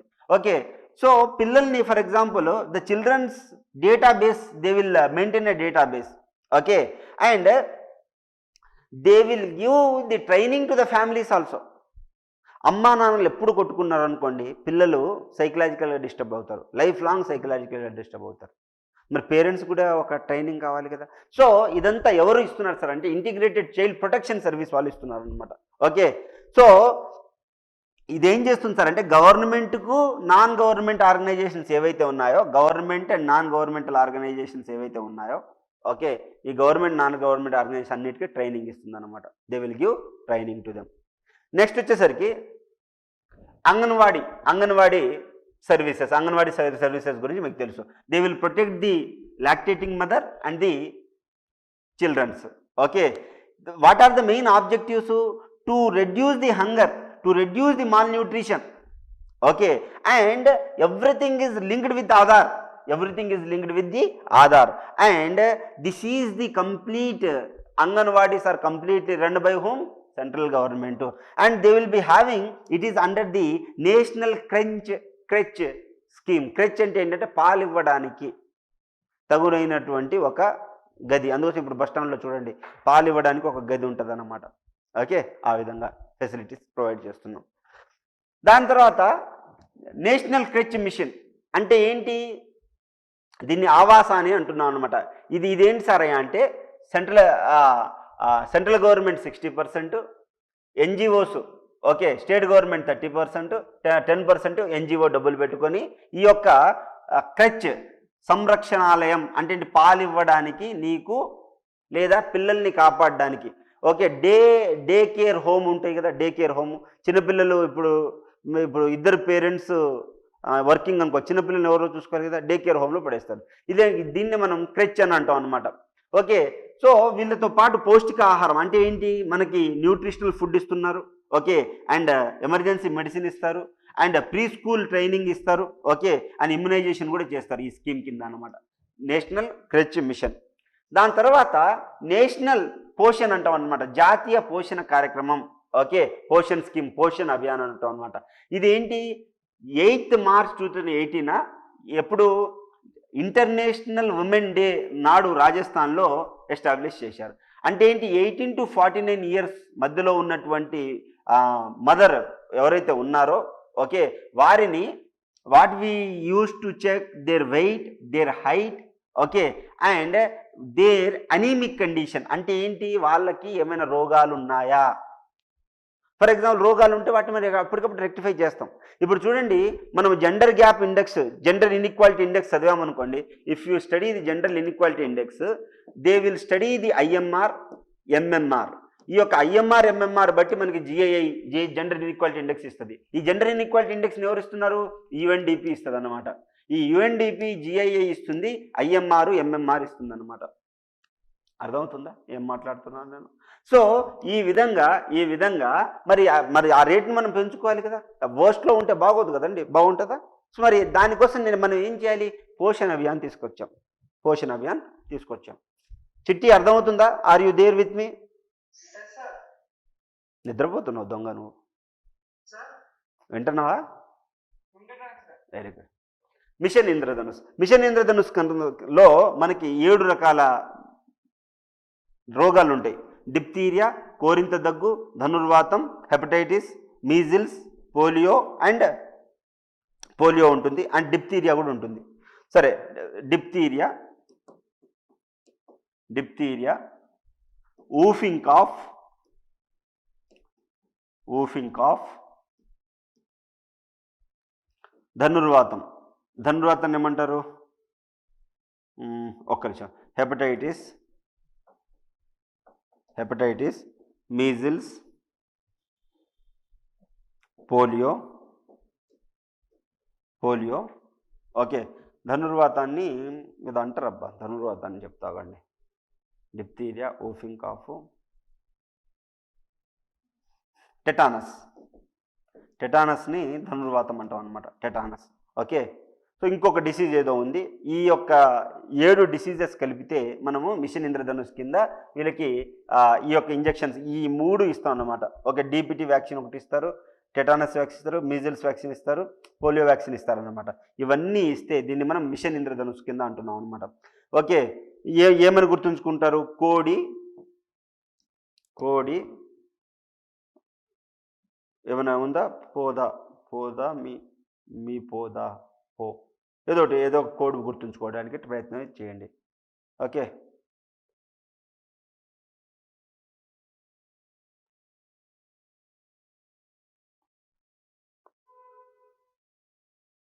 చలో ఏదో ఒకటి గుర్తుంచుకోవడానికి ప్రయత్నం చేయండి, సరేనా? చాలా ఇంపార్టెంట్. ఈ 7 డిసీజెస్ పేర్లు అడుగుతారండి. మిషన్ ఇంద్రధనుష్లో ఏ మెడిసిన్స్ కవర్ చేస్తారని సైన్స్ అండ్ టెక్నాలజీలో అడుగుతారు, మీరు దయచేసి అది చదవాలి. నెక్స్ట్ దీన్ని ఈ యొక్క మిషన్ ఇంద్రధనుష్ని సపోర్ట్ చేసేది ఎవరు? WHO, UNICEF and Rotary Club. Okay, next mission Indradhanush 4.0 అంటే ఏంటి? ఏ డిస్ట్రిక్ట్స్లో ఇంకా ఇలాంటి డిసీజెస్ ఉన్నాయో ఆ డిసీజెస్ని ఎరాడికేట్ చేయడానికి machine 4.0 తెచ్చుకున్నారనమాట. Next Andhra Pradesh government schemes చూద్దాం మనం. స్వేచ్ఛ కార్యక్రమం. ఓకే, స్వేచ్ఛ ఇదేంటి సార్ అంటే గవర్నమెంట్ స్కూల్స్లో కానీ కాలేజెస్లో కానీ 7 to 12 years చదువుతున్న పిల్లలు ఎవరైతే ఉన్నారో ఓకే, వారికి 10 లక్షల మందికి పైగా కిషోర బాలికల ప్రాజెక్ట్ని తీసుకొచ్చారు. అండ్ గాంబల్ మరియు సైన్స్ ప్రైవేట్ లిమిటెడ్ వంటి ప్రఖ్యాత బ్రాండ్లను విస్పరు, ఈ యొక్క ఇవంటారు శానిటరీ నాప్కిన్స్ ఉంటాయి చూడండి, ఇవి వీళ్ళకి పిల్లలకి ఎవరైతే అంటే ఇప్పుడు ఏంటి స్వేచ్ఛ అంటే ఏంటి, ఇప్పుడు మెన్స్ట్రల్ ఫ్లో అవుతుంది అనుకోండి, వాళ్ళు స్వేచ్ఛగా ఉండగలుగుతారా? ఇప్పుడు మీరు విస్పర్ అడ్వర్టైజ్మెంట్ చూస్తే అమ్మాయికి ఇట్లా ఎగురుకుంటూ ఇలా డ్యాన్స్ చేస్తుంది కదా, అంటే ఏంటి, షీ విల్ బి ఫ్రీ అన్నట్టు. అందుకోసం స్వేచ్ఛ. ఇక్కడ ఏం చేస్తున్నారు, 7 to 12 years దానికంటే ఎక్కువ ఉన్న పిల్లలకి ఏం చేస్తున్నారంటే సార్ మన శానిటరీ నాప్కిన్స్ ఇస్తున్నారు. ఎన్ని 10 చొప్పున ఇస్తున్నారు అనమాట. ఏడాదికి ఎన్ని ఇస్తారు, 120 ఇస్తారు. ప్రతి పాఠశాలలో ప్రతి స్కూల్లో ఇస్తారు. ఒక మహిళా ఉపాధ్యాయురాలను ఫీమేల్ టీచర్ని దీనికి నోడల్ ఏజెంట్గా చేస్తారు. సో స్వేచ్ఛా కార్యక్రమం దేని గురించి అండి, శానిటరీ నాప్కిన్స్, అమ్మాయిలకి స్వేచ్ఛ ఇవ్వడానికి. నెక్స్ట్ వచ్చేసరికి జగనన్న విద్యా కానుక, వీళ్ళకి ఏమి ఇస్తున్నారు, 3 జతల యూనిఫామ్స్ ఇస్తారు. ఓకే, కుట్టు కూలితో సహా, అంటే స్టిచ్చింగ్ దీంతో పాత, దాని తర్వాత 1 జత బూట్లు, 2 జతల సాక్సులు, 1 బెల్టు, స్కూల్లో బ్యాగ్ కూడా ఇస్తారనమాట. ఓకే, ఇదంతా ఎవరు ఇస్తున్నారు, జగనన్న విద్యా కానుకలో ఇస్తారనమాట. నెక్స్ట్ జగనన్న గోరుముద్ద, అంటే మధ్యాహ్నం భోజనం అనమాట, పిల్లలకి మధ్యాహ్న భోజన పథకము Jagananna Gorumudda. So this is all about the child welfare. So అది state government, central government schemes. Next ఇంకేంటండి, బ్రేక్ కావాలి ఏమైనా 10 minutes? ఆల్రెడీ తీసుకున్నారు కదా స్వామి, క్యాన్సర్ ఇంట్లో వెళ్ళాలి కాబట్టి. What is holding us? Aspirant IAS study circle is holding us. అవునా కదా, నీది విజయనగరం, నాది విజయనగరం, మన ఇద్దరిది విజయనగరం అని తెలిసింది, ఒకటే ఊరు, మనోడే. నా కులం నీ కులం ఒకటే తెలిసింది, మన కులపోడే. నా ఇంటి పక్కనే నీ ఇల్లు. ఈ విధంగా ఒకటే హోల్డ్ చేసింది అనుకోండి, కంపల్సరీ మాట్లాడుకుంటారు. అదే కదా గొప్పతనం. అంతే కదా మాస్టర్ చిట్టి, అంతే, అందరు కలిసిపోవడం కాదు. A common bond which holds the people, that bond is ethnicity. Hindu Muslims కొట్టుకుంటాం, అమెరికాకి వెళ్ళిన తర్వాత మన ఇద్దరం ఇండియన్సే. అర్థమైందా? ఆంధ్ర తెలంగాణ కొట్టుకుంటాం, ఢిల్లీ వెళ్ళామనుకుంటే మన ఇద్దరం తెలుగు వాళ్ళం. అవునా కదా, that is ethnicity. Tribe, caste, ఇదే ఎథనిసిటీ, ఏముండదు, ఇంతే. ఈ కొంచెం కాన్సెప్ట్ అర్థమైతే చూడు, ఎంత నువ్వే చెప్తావు సార్, ఇంత సింపుల్ సార్ అని చెప్తావు. ఒక్క నిమిషం.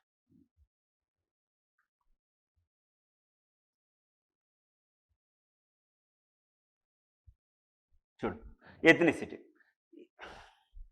In sociology ethnicity defines the history, language, religion and common culture and way of life. అంటే మనకి హిస్టరీ అనేది కల్చర్ని ప్రొవైడ్ చేస్తుంది, లాంగ్వేజ్ అనేది కల్చర్ని ప్రొవైడ్ చేస్తుంది, రిలీజన్ అనేది కల్చర్ని ప్రొవైడ్ చేస్తుంది. ఇది మనల్ని పట్టి ఉంచుతుంది, కామన్ హిస్టరీ.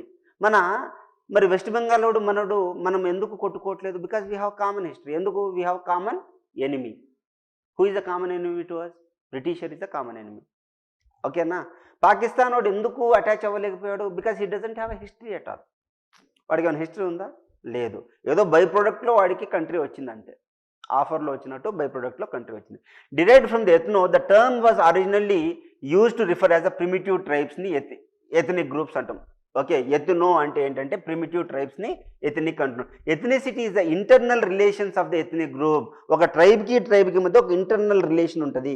ఆ ఇంటర్నల్ రిలేషన్ ఏంటి? ఒకటే భాష కావచ్చు, ఒకటే ప్రాంతం కావచ్చు, ఒకటే ఊరు కావచ్చు, నీకు ఏదో ఒకటే ఉంటుంది. ఒకటే స్కూల్ కావచ్చు, ఐఐటిఎన్, నేను ఐఐటిఎన్, నువ్వు ఐఐటిఎన్ ఇది అంటారు. అవునా కదా?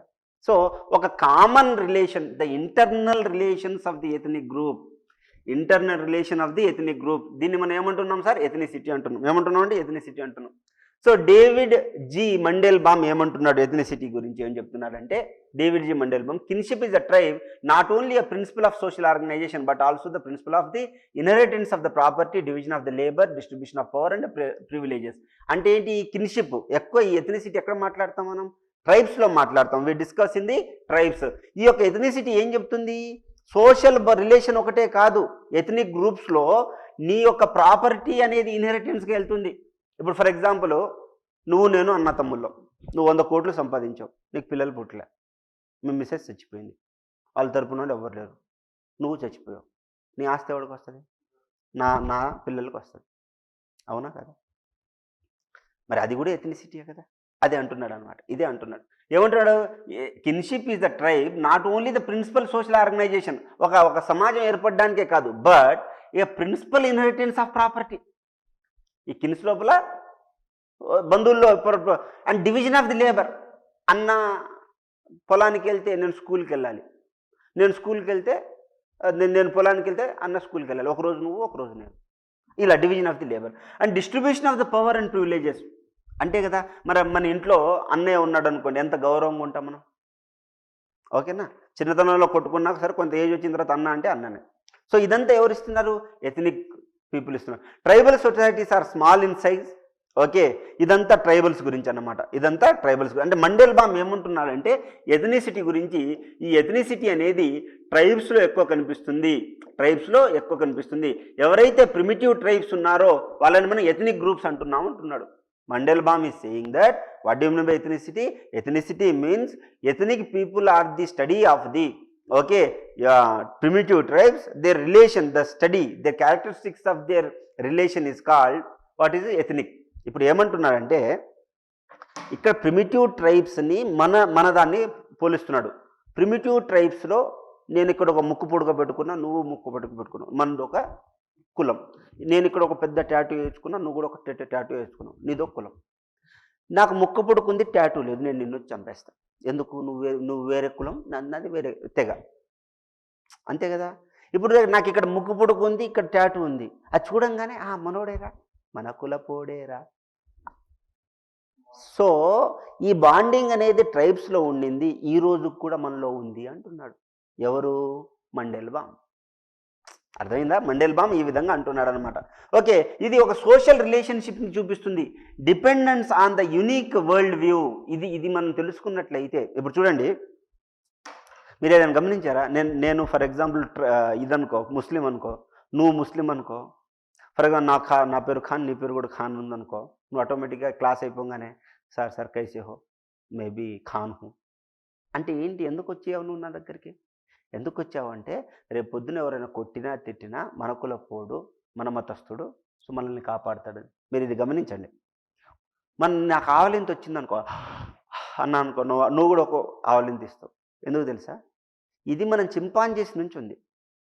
చింపాంజీ ఇలా అంటాయి, ఇలా ఎప్పుడైతే అండం స్టార్ట్ చేస్తాయో మిగతాయి కూడా ఇట్లా. ఎందుకు? It is showing the solidarity. చింపాంజీలు ఒక్క చింపాంజీ ఆవలించేస్తే మిగతా చింపాంజీలన్నీ ఆవలించేస్తాయి. ఎందుకు? నేను నీకోసం నేను ఉన్నా అని. అందుకోసమే కొన్ని ఇన్స్టాగ్రామ్లో రీల్స్ వస్తూ ఉంటాయి. ఏమైనా రీల్స్ వస్తాయి సార్ అంటే, నిన్ను ఎవరైనా ఫాలో అవుతున్నారు లేదా తెలియాలంటే ఒకసారి ఆవలించి చూడు, నిన్ను బాగా చూస్తున్న వాళ్ళు ఆవలిస్తారంటాడు. అర్థమైందా? సాలిడారిటీ. ఇదే మాదిరిగా ఒక కామన్నెస్ ఉందా? సో ఈ ఎథనిసిటీ కూడా ఒక కామన్నెస్ ఇస్తుంది అంటున్నాడు వాడు. ఎథనిసిటీ కూడా నీకు ఒక కామన్నెస్ ఇస్తుంది అంటున్నాడు అనమాట. ఓకే, నెక్స్ట్ ఎథనిక్ ఐడెంటిటీ ఏంటి? ఇదొక సేమ్ లైక్లీనెస్ ఉంటుందన్నమాట. నీకు ఏ అభిరుచి ఉందో, నీకు నాన్ వెజ్ ఇష్టం, నాకు నాన్ వెజ్ ఇష్టం. ఓకే, నీకు చికెన్ ఇష్టం, నాకు చికెన్ ఇష్టం, మనకు కామన్. నువ్వు వెజిటేరియన్, నేను వెజిటేరియన్. మహాత్మా గాంధీ అంత గొప్పడు అవ్వడానికి కారణం ఏంటి తెలుసా? వెజిటేరియన్ సొసైటీ ఆఫ్ ఇండియా అని ఆఫ్రికాలో ఉండేది. ఈయన అక్కడికి వెళ్ళినప్పుడు ఈయన వెజిటేరియన్ కదా. వెజిటేరియన్స్ ఎవరు ఉంటారు? బ్రాహ్మిన్స్ ఉంటారు, జైన్స్ ఉంటారు. Brahmins and Jains are trading and intellectual community. అబ్వియస్గా నువ్వు ఇంటలెక్చువల్ కమ్యూనిటీలో పడ్డావు అనుకో, ఆటోమేటిక్గా నీకు జాబ్ ఇవ్వడం, నిన్ను ఒక పవర్ఫుల్ వ్యక్తిని చేయడం పెద్ద కష్టమా? కాదు. అది అందుకోసం మనం ఏదో ఒక గ్రూప్లో ఉండాలి. నెక్స్ట్ ఈ యొక్క కామన్ ఐడెంటిటీ ఏదైతే ఉందో, ఈ కామన్ ఐడెంటిటీ హోల్డ్ చేస్తుంది, మనుషుల మధ్య హోల్డ్ చేస్తుంది అనమాట. ఇదే ఆ కామన్ ఐడెంటిటీ ఏమై ఉండొచ్చు? నేషన్ అయి ఉండొచ్చు, లాంగ్వేజ్ అయి ఉండొచ్చు, రిలీజన్ అయి ఉండొచ్చు, రీజన్ అయి ఉండొచ్చు, రేస్ అయి ఉండొచ్చు, క్యాస్ట్ అయి ఉండొచ్చు, వ్యక్తి అంటే ఏంటి, మేల్ ఫీమేల్ అయి ఉండొచ్చు, తెగ ట్రైబ్ అయి ఉండొచ్చు. ఇవన్నీ కామన్ ఫ్యాక్టర్స్. ఇప్పుడు 10 మంది అమ్మాయిలు ఉన్నారు, నువ్వు వెళ్ళి ఏమబ్బా అని అమ్మాయి పక్కన కూర్చుంటావు, పక్కన ఉన్న అబ్బాయి వచ్చిన అబ్బాయి పక్కన కూర్చుంటావా? భయం వేసి అబ్బాయి పక్కనే కూర్చుంటావు. Common identity. అవునా కదా? అమ్మాయిల దగ్గర కూర్చుంటావా? కూర్చోవు కదా, భయం వేస్తుంది. సరే పరిచయం అయిన తర్వాత నువ్వు కూర్చుంటావు, అది వేరే విషయం. పరిచయం అయిన తర్వాత కూర్చుంటావు, అది వేరే విషయం. ఇది అలా కాదు. అర్థమైందా అండి? ఓకే. సో ఇవన్నీ ఏంటి? నేషన్ ఇండియా పాకిస్తాన్ మ్యాచ్ జరుగుతుంది. ఎవరు గెలవాలి? ఇండియానే గెలవాలి. తెలుగు టైటాన్స్కి గుజరాత్ వాళ్ళకి కబడ్డీ జరుగుతుంది. ఎవరు గెలవాలి? తెలుగు టైటాన్సే గెలవాలి. హిందూ ముస్లిమ్స్ మధ్య గొడవ జరుగుతుంది. ఎవరు గెలవాలి? హిందువులే గెలవాలి. ప్రాంతం, ఫర్ ఎగ్జాంపుల్ నువ్వు ముస్లిం అనుకో, ముస్లిం గెలవాలంటావు. ప్రాంతం, ఆంధ్ర తెలంగాణ గొడవ జరుగుతుంది. ఆంధ్ర గెలవాలి, తెలంగాణ గెలవాలి. నువ్వు ఆంధ్ర అయితే ఆంధ్ర గెలవాలి, తెలంగాణ అయితే తెలంగాణ గెలవాలి. జాతి, ఫర్ ఎగ్జాంపుల్ నువ్వు ఆర్యన్ జాతి అనుకో, ఫర్ ఎగ్జాంపుల్ నువ్వు బ్రాహ్మణ్ అనుకో, నేను శూద్ర అనుకో, మన ఇద్దరం కొట్టుకుంటాను. నువ్వు బ్రాహ్మణ్, నేను ఒక బ్రాహ్మణ్తో నేను కొట్లాడతాను. నేను శూద్ర, ఆయన బ్రాహ్మణ్. నువ్వు ఎవరు గెలవాలనుకుంటావు? బ్రాహ్మణే గెలవాలనుకుంటావు. కామన్. కులం, ఫర్ ఎగ్జాంపుల్ నేను ఒక ఎస్సీ క్యాస్ట్ అనుకో, నువ్వు ఓసీ క్యాస్ట్. మేము ఇద్దరు ఎస్సీ ఓసీ కొట్టుకుంటాను, ఎస్సీ ఓసీ కొట్టుకుంటాను. నువ్వు ఓసీ, ఎవరు గెలవాలనుకుంటావు? ఓసీయే గెలవాలనుకుంటావు. దాని తర్వాత నేను మేలు, వాళ్ళు ఫీమేలు. క్లాస్లో అబ్బాయిలు అమ్మాయిలు గెలవాలి అంటే అబ్బాయిలు గెలిచారు అనుకోడు ఓ అని అంటారు. అనరా కామన్నెస్. నీకు తెలియదు, అది ఎథనిసిటీ అని నీకు తెలియదు. ఇన్ని రోజులు నీకు తెలియదు. దాని తర్వాత ఏంటి? తెగ, ట్రైబ్. ఫర్ ఎగ్జాంపుల్ నువ్వు ఒక ట్రైబ్, అంతే కదా. ఇప్పుడు తెగలు కొట్టుకుంటాయి కదా, తెగలు కొట్టుకుంటాయి. నా తెగ గెలవాలని అనుకుంటా, అంతే కదా. ఇప్పుడు బల్లాల దేవ, ఇప్పుడు ఈ వాడు కిలికిలి, వాడి పేరు ఏంటి, వాడు ఏంటిది బాహుబలిలో వాడు కాలకేయ. ఇప్పుడు కాలకేయ ఒక వ్యక్తులు అండ్ బాహుబలి ఒక వ్యక్తులు. కాలకేయ వాళ్ళు ఎవరు గెలవాలనుకుంటారు? వాళ్ళే గెలవాలనుకుంటారు. బాహుబలి వాళ్ళు వీళ్ళే గెలవాలనుకుంటారు. నువ్వు సినిమా చూసేటప్పుడు కాలకేయకు సపోర్ట్ చేయవు. ఎందుకు? నీది ఆ ట్రైబ్ కాదు కాబట్టి. నువ్వు ఒకవేళ కాలకేయ ట్రైబ్లో ఉంటే నువ్వు బాహుబలి గెలవాలనుకుంటావా, కాలకేయ గెలవాలనుకుంటావా? చూసారా ఎంత గొప్పదో? అర్థమైందా? నువ్వు పరకాయ ప్రవేశం ఎక్కడ చేస్తున్నావు అంటే ఎథనిసిటీని బట్టి పరకాయ ప్రవేశం చేస్తావు. ఫర్ ఎగ్జాంపుల్ నువ్వు సినిమా చూస్తున్నావు అనుకో, ఒక లవ్ మూవీ చూస్తున్నప్పుడు నువ్వు ఆటోమేటిక్గా అబ్బాయితో అంటే సినిమా హీరోతో అటాచ్ అవుతావు. అదే నీ పక్కన ఒక అమ్మాయి ఉందనుకో, ఆ సినిమాలో హీరోని చూడదు, అమ్మాయిని చూస్తుంది, అమ్మాయితో అటాచ్ అవుతుంది. సినిమా అయిన తర్వాత అడుగు, ఎక్కువ అమ్మాయికి జరిగిన ఇన్సిడెంట్స్ అన్నీ అమ్మాయి చెప్తుంది. ఎందుకు? సేమ్ జెండర్ కాబట్టి. అది మీ అమ్మని తీసుకెళ్ళు. అమ్మ పాత్ర ఉందనుకో, ఈ సినిమా హీరోయిన్కి అటాచ్ అవ్వదు, అమ్మకి అటాచ్ అవుతుంది. Ethnicity, commonness. చూడండి ఎంత గొప్పది, చూడండి అది సబ్జెక్టు కదా, ఎక్స్ట్రాడినరీ లేదా? చాలా బాగుంటుంది సబ్జెక్ట్. మన వ్యూ మారిపోతుంది అబ్బా, ఈ ప్రపంచాన్ని చూసే వ్యూ మారిపోతుంది. మంచి టీచర్ దొరికాడు అనుకోండి, ఈ ప్రపంచాన్ని చాలా దృష్టి అసలు అద్భుతంగా చూస్తాం మనం. ఈ ప్రపంచాన్ని చాలా గొప్పగా ఉంటుంది, చూడగలగాలి. ఓకే, ఇది జాతి సమూహం అంటాం, భాష, ప్రాంతం అదే చెప్తాడు. అదే మాటికి అదే చెప్తా ఉంటాడు, మాటికి అదే చెప్తా. ఏముండదు, ఇదే ఎథనిక్ ఐడెంటిటీ, రేషియల్ ఐడెంటిటీ, ఇంతే. నెక్స్ట్ ఎథనిక్ బౌండరీస్ అంటే ఏంటి? ఇది ఇండియా, ఇది పాకిస్తాన్, కొట్టుకుంటున్నారు లేదా? నాదని కొట్టుకుంటున్నారు లేదా? Ethnic identity. Next majority, minority. ఇప్పుడు ముస్లిమ్స్, హిందూస్ ఎందుకు కొట్టుకుంటున్నారు? ఎవరి పవర్ వాడు కాపాడుకోవడానికి. ఇప్పుడు నాకు డబ్బులు ఉన్నాయి, నాకు జనాలు ఉన్నారు, నా దగ్గర ల్యాండ్ ఉంది, నేను majority. I'm influencing on you. Since I'm influencing on you, I'm a majority community. Who is submissed, who is like submissive అంటే తక్కువ ఉన్న వాళ్ళు, ఓకే, వాళ్ళు minority community. So majority community, minority community ఎలా తెలుస్తుంది? If you have economy, if you have resources, then it is called as what? Majority community. Who has the ability to exploit the natural resources. నీకు for example ఇక్కడ ఆఫ్రికాలో diamond దొరుకుతుంది, gold దొరుకుతుంది. మరి Africans ఎందుకు rich కాదు? ఇప్పుడు Saudi అరేబియాలో, అరేబియన్ కంట్రీస్లో ఆయిల్ చాలా దొరుకుతుంది. మరి అరేబియన్ కంట్రీస్ ఎందుకు ఇంకా అన్ఎంప్లాయ్మెంట్ అది ఇది ఉంది? రిసోర్స్ ఉంది కానీ ఎలా ఎక్స్ప్లోయిట్ చేయాలో తెలియదు. మరి ఈ ఆయిల్ని దినార్లో అమ్మొచ్చు కదా, ఎందుకు అమ్మట్లా? డాలర్లు ఎందుకు అమ్ముతున్నారు? ఎందుకు డాలర్లు అమ్ముతున్నారంటే వాళ్ళకి ఆయిల్ ఉందని తెలిసినా ఎలా తీయాలో తెలియదు. ఎవడికి తెలిసింది? అమెరికా వాడికి తెలిసింది. వాడు మెషినరీ ఇచ్చాడు, తవ్వాడు, అమ్మేటప్పుడు నా రూపంలోనే అమ్మాలి, లేకపోతే ఒప్పుకోను అన్నాడు. అందుకోసం ఈరోజు డాలర్లో అమ్ముతున్నారు. అర్థమైంది? ఎంత టాక్టిక్ ఉందో, ఎంత నాలెడ్జ్ ఉందో, అదన్నమాట. ఓకే, సో ఈ యొక్క ఇంటర్నల్ ఇన్ఈక్వాలిటీస్ ఉంటాయి. ఓకే, మెజారిటీ, మైనారిటీ కమ్యూనిటీ అర్థమైంది కదా. మెజారిటీ అంటే who can influence, okay, minority అంటే who can be getting influence. ఈ మైనారిటీ కూడా కొన్నిసార్లు మెజారిటీ లాగా యాక్ట్ చేస్తారు. For example, Reddy community let's say తెలంగాణలో ఎంత పర్సెంటేజ్ ఉంది, లేదా ఆంధ్రాలో ఎంత పర్సెంటేజ్ ఉంది, లెట్సే ఒక 5 to 10% రెడ్డి కమ్యూనిటీ ఉన్నారు. చీఫ్ మినిస్టర్ ఎవరు? Reddy. Even minority community also becoming a majority. అంటే minority community becoming a dominant community. Okay, dominant community. How they are influencing కదా, పొలిటికల్ ఇన్ఫ్లుయెన్స్, కల్చరల్ ఇన్ఫ్లుయెన్స్, అన్ని ఇన్ఫ్లుయెన్సెస్ ఉన్నాయి. అల్పసంఖ్యక వర్గాలు, దీన్ని మనం ఏమంటున్నాం? మైనారిటీ గ్రూప్ అంటున్నాం. అదే ఓకే, ఇన్ఫీరియర్ గ్రూప్స్ అంటాం. నెక్స్ట్, ఫర్ ఎగ్జాంపుల్, ఎందుకు మత మార్పులు జరుగుతాయి? Why there is a conversion? When there is the restriction on many things, if there are no equality, there are no freedom, there are many constraints అంటే ఏంటి? ప్రతిబంధకాలు. ఇక్కడ తిరగకు, అక్కడ తిరగకు, ఇది చెయ్యకు, అది చెయ్యకు. Okay, so because of these reasons what's happening? Since you are socially, politically, economically, culturally, educationally, employment, business, all aspects, in every aspect, you are not giving me the equality, you are not giving me freedom, you are not giving me liberty. Even though statutes, the laws is saying, please give me the education, you are not giving me. Then what I will do? ఇప్పుడు నేను SC అబ్బా, నేను SC, నన్ను ఎప్పుడు టెంపుల్లో రానిచ్చావు నువ్వు? 1950 వరకు నన్ను రానియలేదబ్బా నువ్వు, టెంపుల్లో రానియలే, టెంపుల్ దగ్గర కూడా రానియలే. నా నీడ నీ మీద పడితే అంటూ అని నువ్వు వెళ్ళి స్నానం చేసినావు. ఎలాంటి స్నానం చేసినావు? పసుపుతో స్నానం చేసినావు. అర్థమైందా? నాకు నీళ్లు తాగనీయలే. నేను బావి తవ్వుకుంటా అంటే పాతాల గంగ మైలపడుతుందని నన్ను బావి కూడా తవ్వుకోనియలే, చెరువులు తవ్వుకోనియలే. అర్థమైందా? స్కూల్కి పోనీయలే, మా మహిళల్ని రేప్ చేసిండ్రు.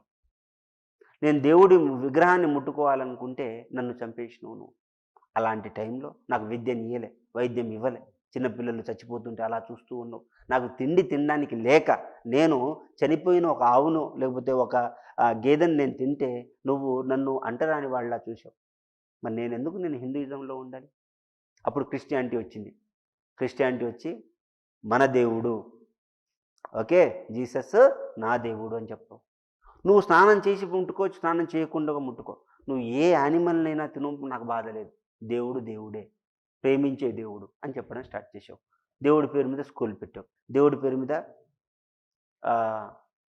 హాస్పిటల్ కట్టావు, దేవుని పేరు మీద వెల్ఫేర్ స్కీమ్స్ తీసుకొచ్చావు, బట్టలు లేకపోతే దేవుడి పేరు మీద ఇచ్చావు. మరి మనిషి దేవుడి రూపంలో వస్తున్నప్పుడు దేవుడే గొప్ప కదా. అందుకోసం నేనేం చేశా? మతం మార్చుకున్నాను. తప్పేమైనా ఉందా? నాది తప్పు లేదు. ఎవరిది తప్పు? డామినెంట్ కమ్యూనిటీ ఎవడైతే ఉన్నాడో వాడిది తప్పు. వాడు నన్ను ఈక్వల్గా చూస్తుంటే ఈరోజు క్రిస్టియానిటీ ఇంత పాపులర్ అయ్యేదా? ఈరోజు క్రిస్టియానిటీ ఇంత స్ప్రెడ్ అవుతుందంటే వాళ్ళ మనసులో ఉన్న బాధ ఎంత ఉండాలి? నువ్వు ఋగ్వేదమని, ఆ వేదమని, ఈ వేదమని, సంస్కృతం అంతా నీ దగ్గరే ఉంచుకున్నావు. బైబుల్ని నాకు అర్థమయ్యే భాషలో రాశాడు, నేను అది చదివే అర్థం చేసుకున్నా, నేను చర్చికి పోతున్నా, తప్పేంటి? Because of this reason minority conversion will takes place. ఇది ఒక డైమెన్షన్. ఇంకో డైమెన్షన్ ఏంటి? నువ్వు నా రిలీజియన్లో మారితే డబ్బులు ఇస్తా అంట, నువ్వు మారుతావు. నువ్వు మారకపోతే చంపేస్తా అంట, నువ్వు మారుతావు. అర్థమైందా? మారినవా లేదా? So these are the factors, these are the reasons for the Islam. వీటన్నిటి లోపల ఇవి రీజన్స్ అన్నమాట. ఓకే, ఇవన్నీ reasons. With this we can conclude ethnicity. Ethnicity ఎంత చూడండి, ఎంత బాగుంది. ఎథనిసిటీ అంటే ఏంటి? కామన్ బాండ్ ఎథనిసిటీ, అంతే అబ్బా. ఇది ఒక్కటే అర్థమైంది, నీకు అర్థమైపోయింది. సో ఎథనిసిటీ కూడా అయిపోయింది మనకి. వెల్ఫేర్ అంటే ఏంటి? What do mean by welfare? For example, నాకు ఒకటి కావాలండి, నాకు ఒకటి కావాలి, నేను నా వాయిస్ ఇస్తేనే నాకు నువ్వు ఇస్తావు. అడగకుండా అమ్మ కూడా పెట్టదు, అడగకుండా అమ్మ కూడా పెట్టదు. వినిపిస్తుందా మిస్టర్? అడగకుండా అమ్మ కూడా పెట్టదు. కానీ చాలామంది వాయిస్లెస్ ఉంటారు. మరి ఈ వాయిస్లెస్ కూడా ఏమందాలి? డెవలప్మెంట్ అనేది అందాలి. మరి ఈ వాయిస్లెస్కి రిప్రజెంటేటివ్ ఎవరు? నువ్వే, బ్యూరోక్రేట్వి. నువ్వు ఇవన్నీ ఎందుకు చదువుతున్నావు? నువ్వు అసలు ఈ చదువులన్నీ ఎందుకు చదువుతున్నావు? ఈ చదువులన్నీ ఎందుకు చదువుతున్నావు సార్ అంటే, ఈ వాయిస్లెస్ అతనికి పాపం ఏం కావాలో తెలియదు కాబట్టి నువ్వు ఆయనకి ఏమేం కావాలో నువ్వే తెలుసుకొని ప్రొవైడ్ చేయడానికి చదువుతున్నావు. ఇన్ని చదువులు ఎందుకు చదువుతున్నావు అంటే అందుకోసం. తెలుసా ఈ విషయం నీకు? ఈ కాంపిటేటివ్ ఎగ్జామ్కి ఎందుకు ప్రిపేర్ అవుతున్నావు తెలుసా? ఎందుకు ప్రిపేర్ అవుతున్నావు? సో తిండి లేని వాడికి తిండి ఇవ్వాలి, విద్య లేని వాడికి విద్య ఇవ్వాలి. Those whose the homeless you need to give home. Those who doesn't have employment, you need to give the employment. Those who doesn't have a clothing, you have to give the clothing. Those who doesn't know that he is suffering with the AIDS, you need to know that he is suffering with the AIDS and you need to give the medication. AIDS patient తెలుసా అండి ఆయనకి AIDS వచ్చినట్టు? తెలియదు. Government పట్టుకొని మరి అయ్యా బాబు నీకు AIDS వచ్చింది, ఈ మందులు వాడు, యాంటీ రెట్రోవైరల్ థెరపీ తీసుకో అని చెప్తుంది. టీబీ ఉన్నవాడికి దగ్గుతుంటే అరే బాబు నీకు టీబీ వచ్చింది చస్తావురా బాబు, ఈ first line drugs, second line drugs, third line drugs చేసుకో అని చెప్తుంది. ఇల్లు నిన్నోడికి అయ్యా బాబు ఇల్లు గవర్నమెంట్ ఇస్తుందని చెప్తుంది. చదువుకోని పిల్లడికి 6 నుంచి 14 సంవత్సరాలు ఉన్న పిల్లవాడికి కంపల్సరీ ఎడ్యుకేషన్ అని ఆర్టికల్ 21A చెప్తుందని వాడికి నువ్వు చెప్పాలి. అర్థమైందా? అందుకోసం నువ్వు చదువుతున్నావు. Because of that reason you are study. Okay, why you are studying అర్థమైంది కదా? So you are like giving the facilities to the voiceless is called welfare mechanism. మహిళలకు రక్షణ ఇవ్వాలి, అంటచబిలిటీ తొలగించాలి, ప్రాక్సిమిటీ లేని వాళ్ళకి ప్రాక్సిమిటీ ఇప్పించాలి. ఈ విధంగా చేసేదాన్ని మనం ఏమంటున్నాం? వెల్ఫేర్ మెకానిజం అంటున్నాం. What we are calling them as a welfare mechanism. ఇది ఒక్కటి బుర్రలో పెట్టుకో, 20 స్లైడ్స్ 20 నిమిషాల్లో అయిపోతాయి. ఈ సబ్జెక్ట్ అంత ఈజీ అబ్బా. మీకు తెలుసా, నేను చదివింది pharmacy. I use to teach the civil engineering the tunnel system చెప్పేవాడిని. ఎలక్ట్రానిక్స్ వాళ్ళకి స్విచ్చింగ్ సిస్టమ్ చెప్పేవాడిని. And gate, non gate, Nar గేట్లో butterfly switches, okay, 8 ఏదో ఉండేది ఆ స్విచ్చెస్, అవి కూడా చెప్పేవాడిని నేను. ఎంబీఏ వాళ్ళకు కూడా చాలా సబ్జెక్ట్స్ చెప్పేవాడిని. నేను స్టూడెంట్గానే ఉన్నా. నాకేం తెలుస్తుంది? ఆ సబ్జెక్ట్ దేని గురించి చెప్తుంది, లోపల వాడు ఏం చెప్పాలని ట్రై చేస్తున్నాడు. అర్థమైందా? ఇది తెలిసిందనుకోండి ఈజీ. సబ్జెక్టు ఏ సబ్జెక్ట్ అయినా అలవోకగా చదివేస్తావు నువ్వు. దాన్ని గుర్తుంచుకోవడానికి ప్రయత్నం చేయి చాలు. ఓకే, సో ఇప్పుడు చూడు ఎంత మంచిగా అయిపోతుందో చూడు. నెక్స్ట్ చూడు ఏమంటున్నాడు. ఇక్కడ ఇంగ్లీష్లో కూడా ఉంది. Welfare mechanism is the great revolution undertaken in the countries of the world to solve the social, economical and political problems of the people. నీ దగ్గర డబ్బు లేదు, నీకు నేను డబ్బు ఇవ్వాలి. మరి నీకు పీడిఎస్, నీకు జగనన్న కానుకలు ఎందుకు ఇస్తున్నారు? నీకు డబ్బులు లేవు, నువ్వు పెళ్లి చేసుకోలేవు కాబట్టి అమ్మాయిని నువ్వు చంపేస్తున్నావు, అమ్మాయిని నువ్వు అమ్మేస్తున్నావు, ప్రాస్టిట్యూషన్ పెరిగిపోతుంది. లేదు అనుకుంటే ఏమైపోతుంది, ఆడపిల్లల్ని అమ్మేస్తున్నారు. అందుకోసం ఏమిస్తే జగనన్న కానుక ఇస్తున్నాను, వివాహ కానుక ఇస్తున్నాను. దెన్ పొలిటికల్లీ నీకు తెలియట్లేదు, డెమోక్రసీ నీకుంది, డబ్బుతో అమ్మేస్తుంటారు బాబు, డబ్బుతో అమ్మాయికి రా సామి అని చెప్పేసి చెప్తున్నాం. సో ఈ విధంగా అవుతుంది. After the second world war the welfare proposed by the UNO was extended to the all the countries. Centre of the concept of the social welfare is the England.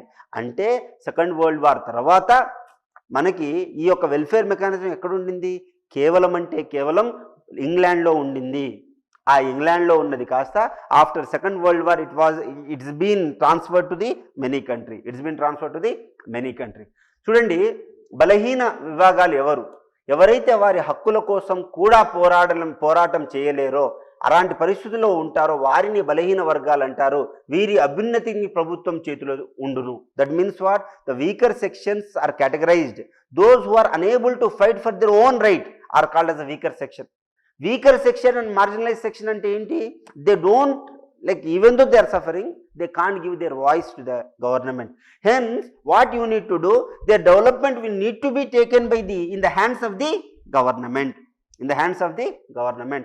If they in the hands of the government, if we take, what happens andi? What happens? ఏమవుతుంది? వాళ్ళకి సంక్షేమం అందుతుంది, welfare అనేది అందుతుంది. Okay, then భారత్లో సంక్షేమ పాలనకు దారి తీసిన పరిస్థితులు ఏంటి సార్ అంటే, పోస్ట్ ఇండిపెండెన్స్ ఇండియన్ నేషనల్ కాంగ్రెస్లో చాలా మీటింగ్స్లో చెప్తారు ఫండమెంటల్ రైట్స్ ఇవ్వాలి, ఫుడ్. అందుకోసం Gandhian principle, Nehruvian principle, socialistic principle, liberal principles ఉంటాయి కదా. ఆ ప్రిన్సిపల్స్ అప్పటి నుంచి ఇండియన్ నేషనల్ కాంగ్రెస్ కూడా ఈ యొక్క ఏం చెప్తుంది సార్ అంటే, పావర్టీని తగ్గిస్తాము, అన్ఎంప్లాయ్మెంట్ని తగ్గిస్తాము, ఇల్లిటరసీని తగ్గించాలి, ఓకే, హెల్త్ ఫెసిలిటీ పెంచాలి అండ్ సెక్యులర్గా భావాలు ఉండాలి అని చెప్పేసి ఇవి మన భారతదేశాన్ని కుంగదీస్తున్నాయి. India is suffering with this problem, we need to cure this problem అని చెప్పేసి చెప్తున్నాం అన్నమాట. We need to cure this problem. అదే అంటున్నాడు, ఏమంటుంది, conditions that led to the welfare regime in India, the concept of eradicating apartheid which has been rooted in the society since the Arya sanskriti. ఈ యొక్క ఆర్యన్ సంస్కృతి నుంచి కూడా మనము చాలా బాధలు పడుతూ ఉన్నాం. పోస్ట్ లేటర్ వేదిక్ పీరియడ్లో చూసాం, ఏమని ఉమెన్ యొక్క ప్రాబ్లమ్స్ ఎన్నెన్నో వచ్చాయో చూసాం.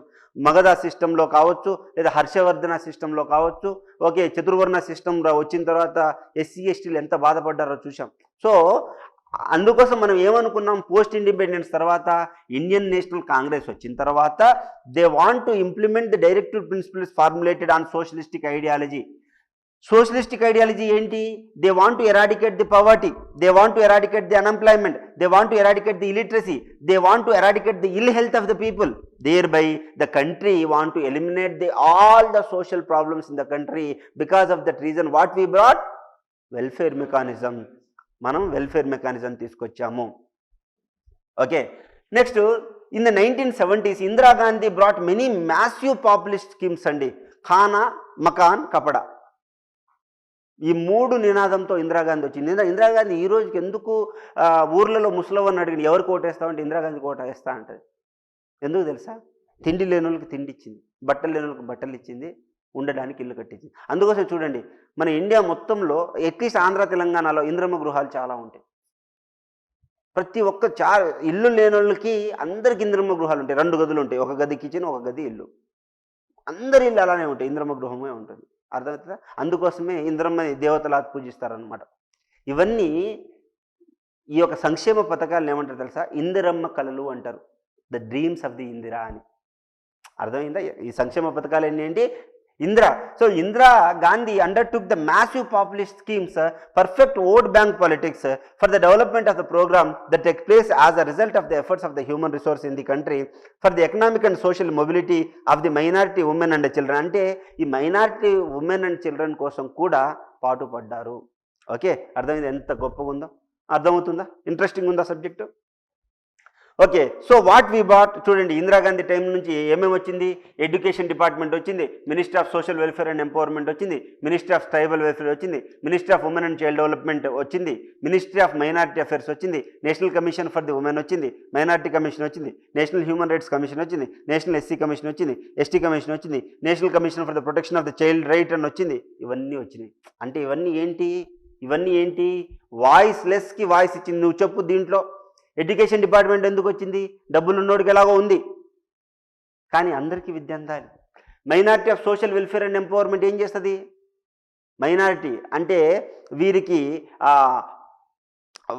ఈ సోషల్ స్కీమ్స్ అన్నీ అందాలి. ఎవరికి? ముస్లిమ్స్కి కావచ్చు, ఓకే, మైనారిటీస్ ఎవరైతే ఉన్నారో మరి వాళ్ళకు కూడా అందాలి కదా. ట్రైబ్స్కి కూడా, వాళ్ళకు కూడా వాయిస్ లెస్సే కదా. ఉమెన్ అండ్ చైల్డ్ కూడా వాయిస్ లెస్సే కదా. మైనారిటీ అఫైర్స్ కూడా వాళ్ళు కూడా వాయిస్ లెస్సే కదా. ఓకే, ఉమెన్ వాయిస్ లెస్సే, మైనారిటీ కమిషన్స్ ఇవన్నీ ఏ టైంలో వచ్చాయి? ఇందిరాగాంధీ టెన్యూర్లో వచ్చాయి. ఓకే, ఇందిరాగాంధీ టెన్యూర్లో రావడం జరిగిందన్నమాట. ఓకే, దాని తర్వాత మనకు జాతి అంటే ఏంటో చూసాం మనం. సామాజికంగా ఇదంతా మనం చూసాం already.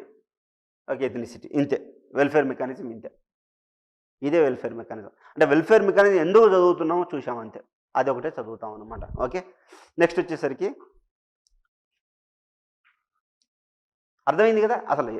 So you have to become voice of the voiceless.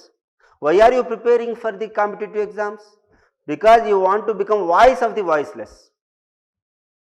అది కింద చేసి, ఎందుకంటే అది ఒకేసారి కింద పడ్డది అనుకో, నీ ఏలు ఉందనుకో, ఏలు ఫ్రాక్చర్ అయిపోతుంది తెలుసా. మనం చేసే చిన్న చిన్న తప్పిదాలే భారీ మూల్యం చెల్లించాల్సి వస్తుంది అన్నమాట. ఇప్పుడు మనం ఏం చేద్దాం? ఉమెన్ వెల్ఫేర్ చూద్దాం. ఉమెన్ వెల్ఫేర్ చూసిన తర్వాత ఎస్సీ వెల్ఫేర్ చూద్దాం. ఓకే, ఉమెన్ వెల్ఫేర్ ఆల్రెడీ చూసాం మనం, కానీ గవర్నమెంట్ స్కీమ్స్ చూద్దాం. సరేనా? Select all. అది ఆంధ్రప్రదేశ్ గవర్నమెంట్. ఇవన్నీ ఆర్టికల్స్ అన్నీ దేనికోసం సార్ అంటే వాళ్ళకి కాన్స్టిట్యూషనల్ ప్రొవిజన్స్. ఓకే, దీని తర్వాత ఇవన్నీ ఫండమెంటల్ డ్యూటీసు, పొలిటికల్ రైట్స్, ఇవన్నీ మనం చూసాం. ఐపీసీ సెక్షన్స్ చూసాం. దాని తర్వాత వాళ్ళకి మినిస్ట్రీ ఒకటి, విమెన్ మినిస్ట్రీ ఇంతకు ముందు లేదు, ఇప్పుడు విమెన్ మినిస్ట్రీ వచ్చింది. 2023 మనము ఏంటి సార్ అంటే ఇంటర్నేషనల్ ఫ్యామిలీ డే జరుపుకుంటాం. ఎప్పుడంటే March 8ని ఇంటర్నేషనల్ ఫ్యామిలీ డే జరుపుకుంటాం. 2023 థీమ్ ఏంటి సార్ అంటే digital innovation technology for the gender equality. Okay, national women's day ఎప్పుడు జరుపుకుంటాం సార్ అయ్యా అంటే మనము సరోజిని నాయుడు బర్త్డేని February 13ని నేషనల్ ఉమెన్స్ డే జరుపుకుంటాం. దాని తర్వాత ఏం చూసాం, మహిళా సంక్షేమం కోసం పంచవర్ష ప్రణాళికలు, ఏమంటారు sir 5-year plans for the sake of development of women. First 4 5-year plans they worked for the welfare of the women. From 5th 5-year plan they shifted from welfare to the development. In 6th 5-year plan they extended development to the education, health and employment. They extended developmental schemes for the health, education and employment. In 7th 5-year plan, what they did, they extended other developmental activities. They want to develop more of women. Then in 8th to 9th 10th 5-year plan, they have shifted their ideas from development to empowerment.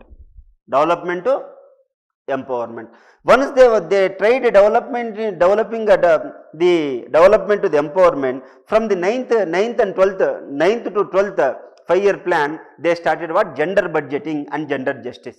What do you mean by gender budgeting? దగ్గర 57 departments ఉంటాయండి. మన దేశంలో ఎన్ని departments ఉన్నాయి? 57 departments ఉన్నాయి. ఈ 57 డిపార్ట్మెంట్స్లో ఒక్కొక్క డిపార్ట్మెంట్లో మహిళలకి ఇంత డెవలప్. ఇప్పుడు చూడండి, మన్రేగా డబ్బులు ఉన్నాయా? ఆంధ్ర గవర్నమెంట్లో నడపడానికి లేక ఈ కరువు పని డబ్బులంతా గవర్నమెంట్ స్కీమ్స్ ఇవ్వడానికి పనికి వచ్చింది. అంటే పేదవాడికి అన్నం దొరకనట్టేగా. ఇప్పుడు నువ్వు పని చేస్తే 200 రూపాయలు వస్తాయి నీకు, దానికోసం నెలకు 6,000 రూపాయలు వస్తాయి. ఇల్లు వైఫ్ అండ్ హస్బెండ్ నిధులేస్తే 12,000 రూపాయలు వస్తాయి. వాడు పని చేసుకుని తింటుండు. నువ్వేమన్నావు?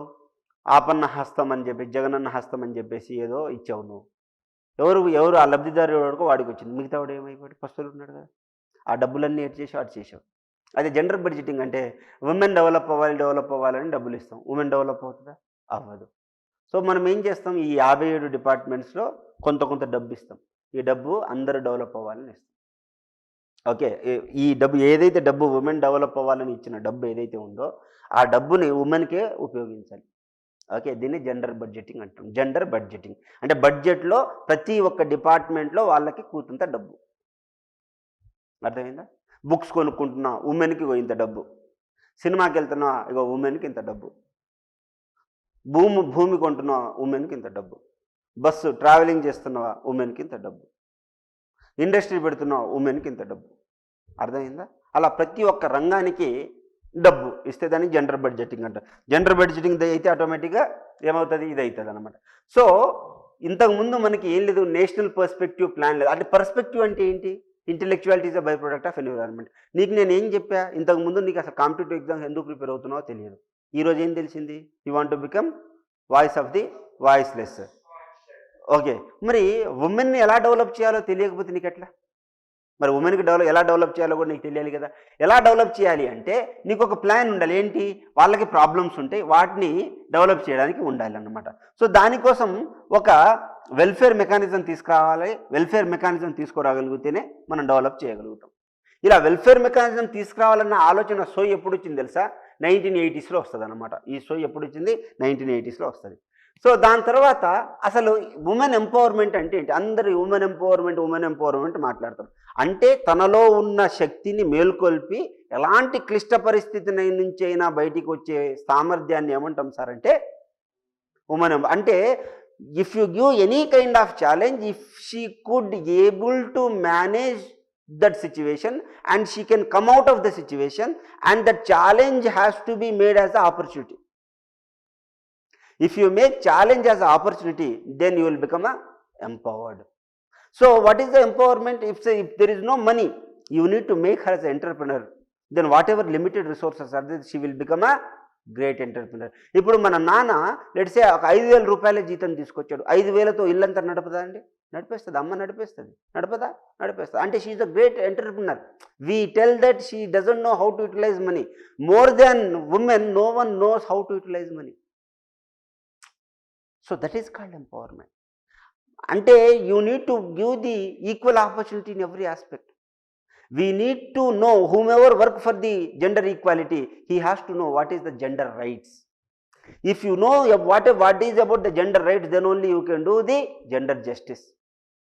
అర్థమవుతుందా? Political, social, cultural, all aspects you have to give the equal opportunity. You need to encourage girl to perceive the thing. You should not create any hurdles and hindrances for the development of the women. Then only we call is the women empowerment. ఇదే points ఇక్కడ ఉంటాయి. Next వచ్చేసరికి so ఏ క్లిష్ట పరిస్థితినైనా ఆపర్చునిటీగా మార్చుకోగలగాలి, ఏ క్లిష్ట పరిస్థితినైనా ధైర్యంగా ఎదుర్కొనేటట్టు చేస్తే దాన్ని మనం empowerment. Any critical situation you give, any problem you give, she has to take as what opportunity and she has to make utilize the. Okay, so ఈ విధంగా అన్నమాట. దాని తర్వాత ఏంటి, ఏజ్ ఆఫ్ కన్సెంట్ యాక్ట్. ఇంతకుముందు పెళ్లి చేసుకోవడానికి అంటే కన్సెన్సెస్ అంటే ఏంటి, for example if a girl, ఇప్పుడు ఏంటి, ఫర్ ఎగ్జాంపుల్ ఇప్పుడు లివ్ ఇన్ రిలేషన్లో ఉన్నారండి, ఒక సంవత్సరం లివ్ ఇన్ రిలేషన్లో ఉన్నారు. సంవత్సరం తర్వాత నన్ను రేప్ చేశాడని కేసు పెడితే కేసు చల్లుతుందా? చల్లదు. ఎందుకు? You are there is the consensus, అంతే కదా. ఈ యాక్ట్ కూడా 1891 ఏజ్ ఆఫ్ కన్సెంట్ యాక్ట్ ఏంటంటే ఇంతకుముందు 10 సంవత్సరాల నుంచి 12 సంవత్సరాలకి మార్చారనమాట. ఇది కూడా క్రైమే, 18 సంవత్సరాల లోపల ఉంటే క్రైము. సో కానీ ఇది 1891 1950లో తీసేశారు. ఇండియాస్ ఫ్యాక్టరీస్ అమెండ్మెంట్ యాక్ట్, ఇక్కడ ఏంటి, ఇక్కడ ఉమెన్కి after sunset you should not give the employment, అంటే మార్నింగ్ 9 to ఈవినింగ్ 6 వర్క్ ఉండాలి. నెక్స్ట్ ముస్లిం వివాహ రద్దు చట్టం, abolition of the marriage act. She can tell like I don't want this marriage. Okay, అది ఎప్పుడు వచ్చింది? 1939లో వచ్చింది. 1947లో ఏమొచ్చింది? దేవదాసి సిస్టమ్ అబాలిషన్ వచ్చింది. దేవా ప్లస్ దాసి, దేవదాసి. మీరు ఆ శ్యామ్ సింగ్ రాయ్ మూవీ చూసారా? ఓకే, దాంట్లో ఏంటి, ఒక దేవదాసి లేదా జోగిని ఎవరైతే లీగలైజ్డ్ ప్రాస్టిట్యూషన్ ఉంటుందో దాన్ని ఎవరైనా ఎంకరేజ్ చేస్తే అది తప్పు. సో ఇది జరగకుండా ఉండడానికి ఎవరు కష్టపడ్డారు? Muthu Lakshmi Reddy she fight for the abolition to bring this devadasi abolition act. ఎప్పుడు వచ్చింది? 1947లో వచ్చింది. దానికి హెల్ప్ చేసింది ఎవరు? మన యామిని పూర్ణ తిలకం, మొన్న చనిపోయారు, ఎవరి గురించి ఎగ్జామ్లో వచ్చే పాసిబిలిటీ ఉంది.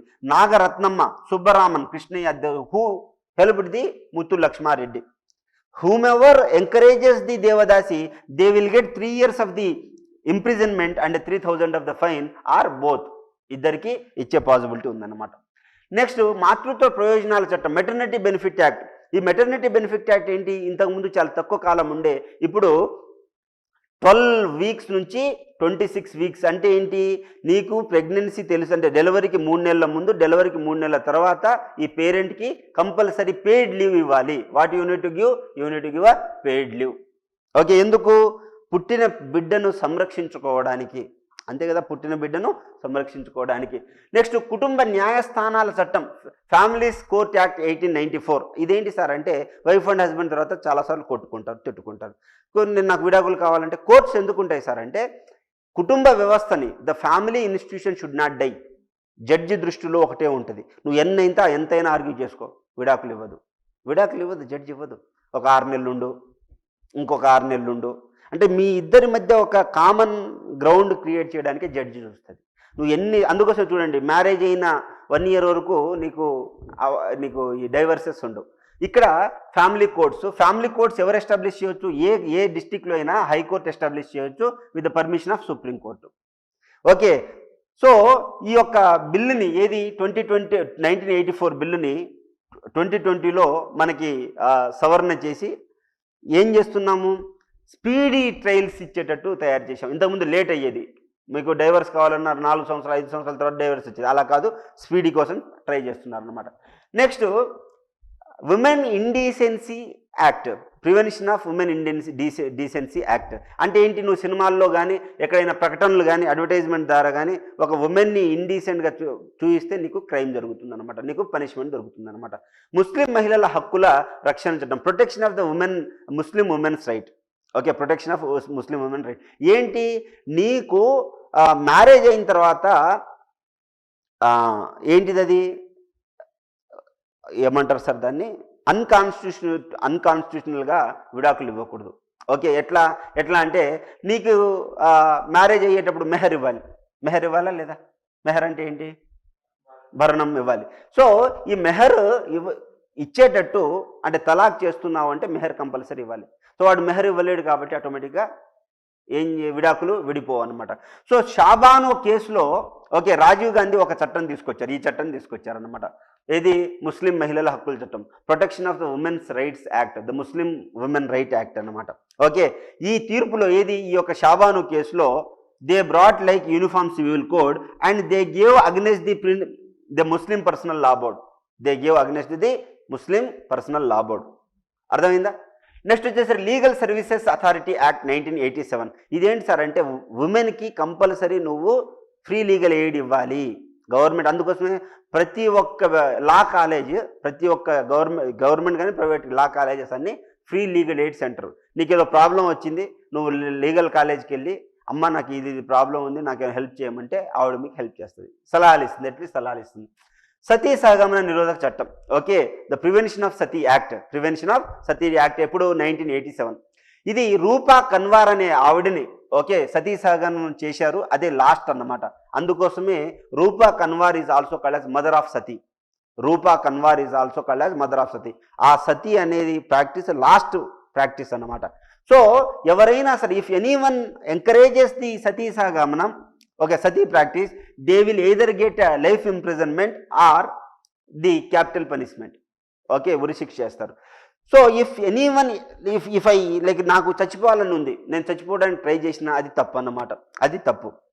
Okay because of that Rupa Kanwar is also called as what mother of sati, mother of sati. Next what are the institutions? National commission for the women, national commission of the women ఇది ఒక స్టాచ్యుటరీ బాడీ అన్నమాట. ఈ బిల్డింగ్ని Nirbhaya building అని అంటున్నాం మనం. ఈ commission ఎప్పుడు 1990లో ఒక కమిషన్ ఏర్పడింది, ఆ కమిషన్ రిజల్ట్ 1992లో వచ్చింది. సో 1992లో మనము నేషనల్ కమిషన్ ఫర్ ది ఉమెన్ని ఎస్టాబ్లిష్ చేశామన్నమాట. దీంట్లో ఒక చైర్పర్సన్, ఒక మెంబర్ సెక్రటరీ మరియు 5 మెంబర్స్ ఉంటారు. ఓకే సో వీళ్ళకేంటి సివిల్ కోర్టుకు ఉండే అధికారం ఉంటుంది. అండ్ వీరికి ఏంటి సార్ అంటే ఈ యొక్క ఏమని చెప్పాను నేను, ఒక చైర్పర్సన్, ఒక మెంబర్ సెక్రటరీ, ఒక 5 మెంబర్స్ ఉంటారని చెప్పాను. 5 మెంబర్ వాళ్ళకి ఎలా ఉండాలి? ఏదర్ లీగల్ ఫీల్డ్లో అయినా ఎక్స్పర్ట్ అయి ఉండాలి, ఇండస్ట్రీ ఫీల్డ్లో అయినా ఎక్స్పర్ట్ అయి ఉండాలి, ఎన్జిఓలో అయినా ఎక్స్పర్ట్ అయి ఉండాలి, లేదా ఎడ్యుకేషన్ ఫీల్డ్లో అయినా ఎక్స్పర్ట్ ఉండాలి, లేదా హెల్త్ సెక్టార్లో అయినా ఎక్స్పర్ట్ అయి ఉండాలి. ఈ 5 మెంబర్స్లో ఒక ఎస్టీ, ఒక ఎస్సీ కంపల్సరీ ఉండాలి, మెంబర్ కంపల్సరీ ఉండాలి. ఓకేనా? ఇది ఎవరు నియమిస్తున్నారు? Who is the appointing body? Central government is appointing body. Hence they are appointing body. If you want to do a resignation, whom you need to give the resignation on the name of central government. పదవీ కాలం ఎంత? The పదవీ కాలం వచ్చేసరికి 3 years. Okay what is the tenure of the national commission for the women? 3 years. So వీళ్ళు ఏం చేస్తారు? They can take any case as a suo motu. For example ఒక చోట అమ్మాయిని కాలుతో కొట్టారు, యాసిడ్ దాడి చేశారు, రేప్ చేశారు. The national commission for the women can take a case as a suo motu. మరియు జైళ్లలో కానీ ఇతర నిర్బంధ అంటే in the jail or in any custody if a women is there they can go and inspect. If you are violating anything the national commission for the women has the right of the civil court. Okay they can has the civil court. So and ఈ civil court ఉంటుందన్నమాట. And ఈ commission ఏదైతే ఉందో వాళ్ళు సమావేశాలు పెడతారు. They conducts a meeting.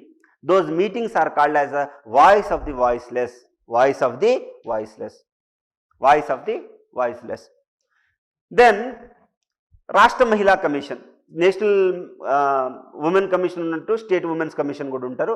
వీళ్ళని state government appoint చేస్తారు. వీళ్ళకి 5 years, ఇందాక ఎకంత 3 years. ఇందాక ఎంతమంది ఉన్నారు? 1 + 1 + 5 ఉన్నారు. ఓకే ఇక్కడ ఇలా ఎంతమంది ఉంటారు సార్ అయ్యా అంటే ఇక్కడ ఒక చైర్మన్ ప్లస్ 6 ఉంటారు, కానీ మెంబర్ సెక్రటరీ ఉండరు. కానీ ఇక్కడ ఏంటి ఇందాక ఎవరెవరు ఉన్నారు? ఎస్సీ ఎస్టీలే ఉన్నారు. కానీ ఇక్కడ ఎస్సీ ఎస్టీ బీసీ మైనారిటీ ఉండాలి. దాంతోపాటు ఈ యొక్క చట్టం 1998లో మన ఆంధ్రప్రదేశ్లో వచ్చిందన్నమాట. ఈ యొక్క విధులు ఏంటి? What are the duties of the whatever the national commission for the women ఉందో as it is state commission for the women కూడా ఉంటుందన్నమాట. ఓకే దీనికి కూడా సివిల్ కోర్టుకు ఉండే అధికారం ఉంటుంది. ఓకే నెక్స్ట్ వచ్చేసరికి policy of the empowerment of the women, national policy అంటే నీకు ఏంటి? You need to provide the empowerment. Empowerment చేయాలంటే ఏం చేయాలి? ఎడ్యుకేషన్ ఇవ్వాలి, సోషల్లీ కల్చరల్లీ ఎడ్యుకేషన్ అంతా ఇవ్వగలగాలన్నమాట. అందుకోసం చెప్తున్నాడు అనమాట. So in the society you need to first respect their fundamental rights, socially, economically, politically, in every aspect give the equal opportunity. If you give the equal opportunity and if you give the equal environment, automatically she will get the empowerment. మరి నేను empower కావాలంటే ఏం చేయాలి? నాకు health ఉండాలి.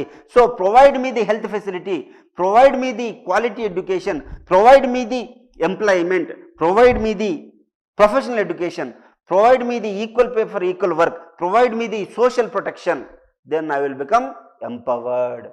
అర్థమవుతుందా? స్పీడ్కి వెళ్తున్నాను. ఓకేనా? ఓకేనా చిట్టి? అర్థమవుతుందా?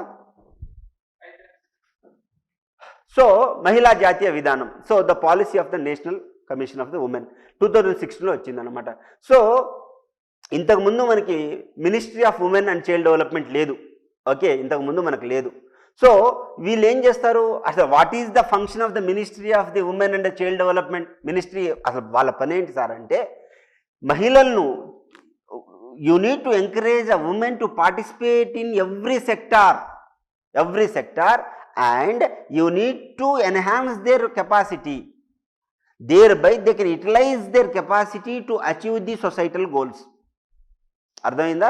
నువ్వు ఒక మహిళకి కావాల్సినటువంటి శక్తియుక్తులు ఇస్తే, వనరులు ఇస్తే, ఆవిడ పరిపూర్ణంగా డెవలప్ అయ్యి ఆవిడ సాధికారత సంపాదిస్తుంది. అదే కదా. So national ministry of women and child development యొక్క మెయిన్ రోల్ అంటే ఇది ది మెయిన్ రోల్ అన్నమాట. నెక్స్ట్ మహిళా సంక్షేమం కార్యక్రమాలు, health and nutritional schemes. 12th 5-year ప్లాన్లో మనం ఏమేమి తీసుకొచ్చుకున్నాం సార్ అంటే, MMR, IMR, anaemia and nutritional benefits ఉండేటట్టు చూసుకున్నాం. ఐఎంఆర్ తగ్గాలి, ఎంఎంఆర్ తగ్గాలి, అనీమియా తగ్గాలి, న్యూట్రిషనల్ మాల్ న్యూట్రిషన్ తగ్గాలంటే ఏం చేయాలంటే మనం ఒక స్కీమ్ తెచ్చుకున్నాం అనమాట. ఏమని? National iodine deficiency disorder control program అని తెచ్చుకున్నాం. NIDDCP తెచ్చుకున్నాం. ఎప్పుడు? 1962లో. దీన్ని బట్టి ఏం చేయాలి? ఇప్పుడు చూడండి, మీరు ఉప్పు తింటారు, మీకు చికెన్ వండడం వచ్చా? రాదా? చికెన్ వండడం రాదా? అసలు వండడం అస్సలు రాదా? అసలు ఎట్లా వండుతారు? తెలంగాణ స్టైల్లో ఎట్లా వండుతారు అంటే, చికెన్ తెచ్చుకుంటాం అని బాగా కడిగిన తర్వాత దాంట్లో ఉప్పు, ఓకే, దాని తర్వాత ఏంటి, కారము, మసాలాలు అన్నీ కలిపేసి కొంచెం పెరిగేసి పక్కన పెట్టేస్తాం. ఒక గంట ఫ్రిడ్జ్లో పెట్టడం, లేకపోతే అలా పక్కన పెట్టేస్తాం.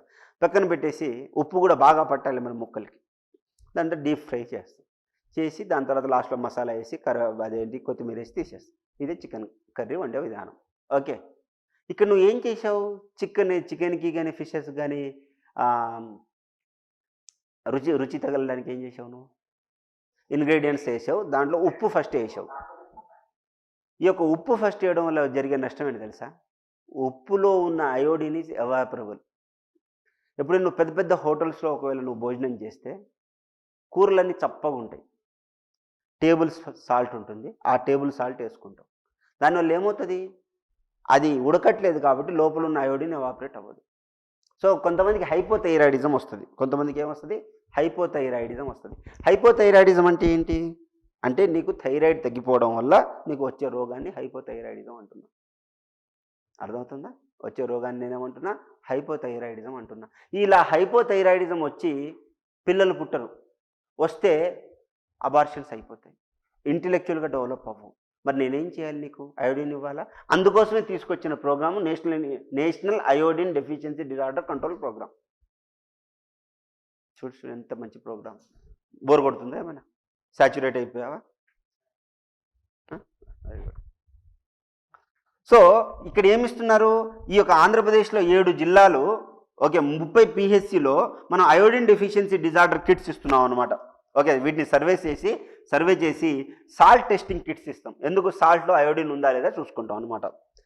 నెక్స్ట్ వచ్చేసరికి ఇందిరాగాంధీ మాతృత్వ సహయోగ యోజన, ఇంగ్లీష్లో కూడా అంతే అన్నమాట, తెలుగులో అంతే, ఇంగ్లీష్లో అంతే. దీని కింద ఏం చేస్తాం? కండిషనల్ క్యాష్ ట్రాన్స్ఫర్ ఇస్తాం. అంటే ఎంత? ఫర్ ఎగ్జాంపుల్ ఆవిడికి 3 విడతల లోపల 4,000 రూపాయలు అందిస్తాం అన్నమాట. ప్రెగ్నెన్సీ డిటర్మైన్ అయినమ్మటే 1,000 రూపాయలు ఇస్తాం, ప్రసవం తర్వాత 2,000 ఇస్తాం, డెలివరీ అయిన తర్వాత 1,000 రూపాయలు ఇస్తాం. మొత్తం 4,000 తీసుకుని వెళ్ళిపోతుంది. ఇలా తీసుకుంటే ఏమవుతుంది? What is the benefit? Government హాస్పిటల్లో డెలివరీ అయితేనే ఇది ఇస్తా. అప్పుడు నువ్వేం చేస్తావు?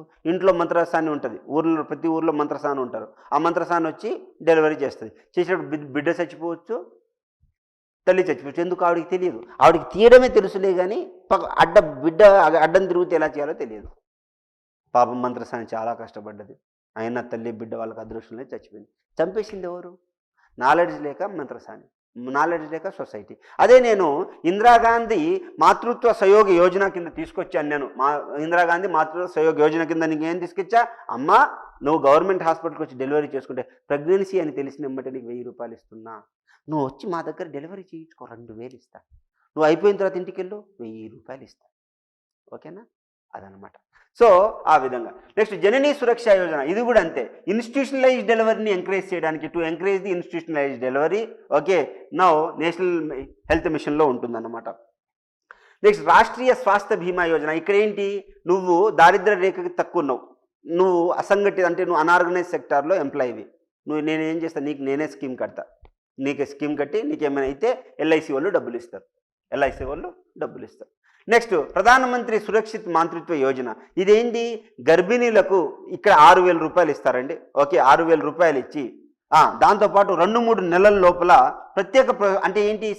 ప్రధానమంత్రి మాతృత్వ సురక్ష అభియాన్ అంటే ఏంటంటే, ఇప్పుడు నీకు ప్రెగ్నెన్సీ తెలిసింది, ఎవ్రీ మంత్ నువ్వు కంపల్సరీ హాస్పిటల్కి వెళ్ళాలి.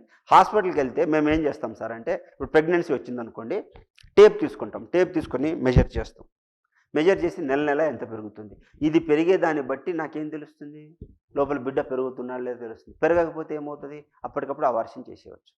ఓ sir, so every month 9th ఏంటి సార్ అంటే, ప్రతి ఒక్క గవర్నమెంట్ హాస్పిటల్లో ఉచితంగా వైద్య పరీక్షలు చేస్తారు. They do all types of test and give the medication.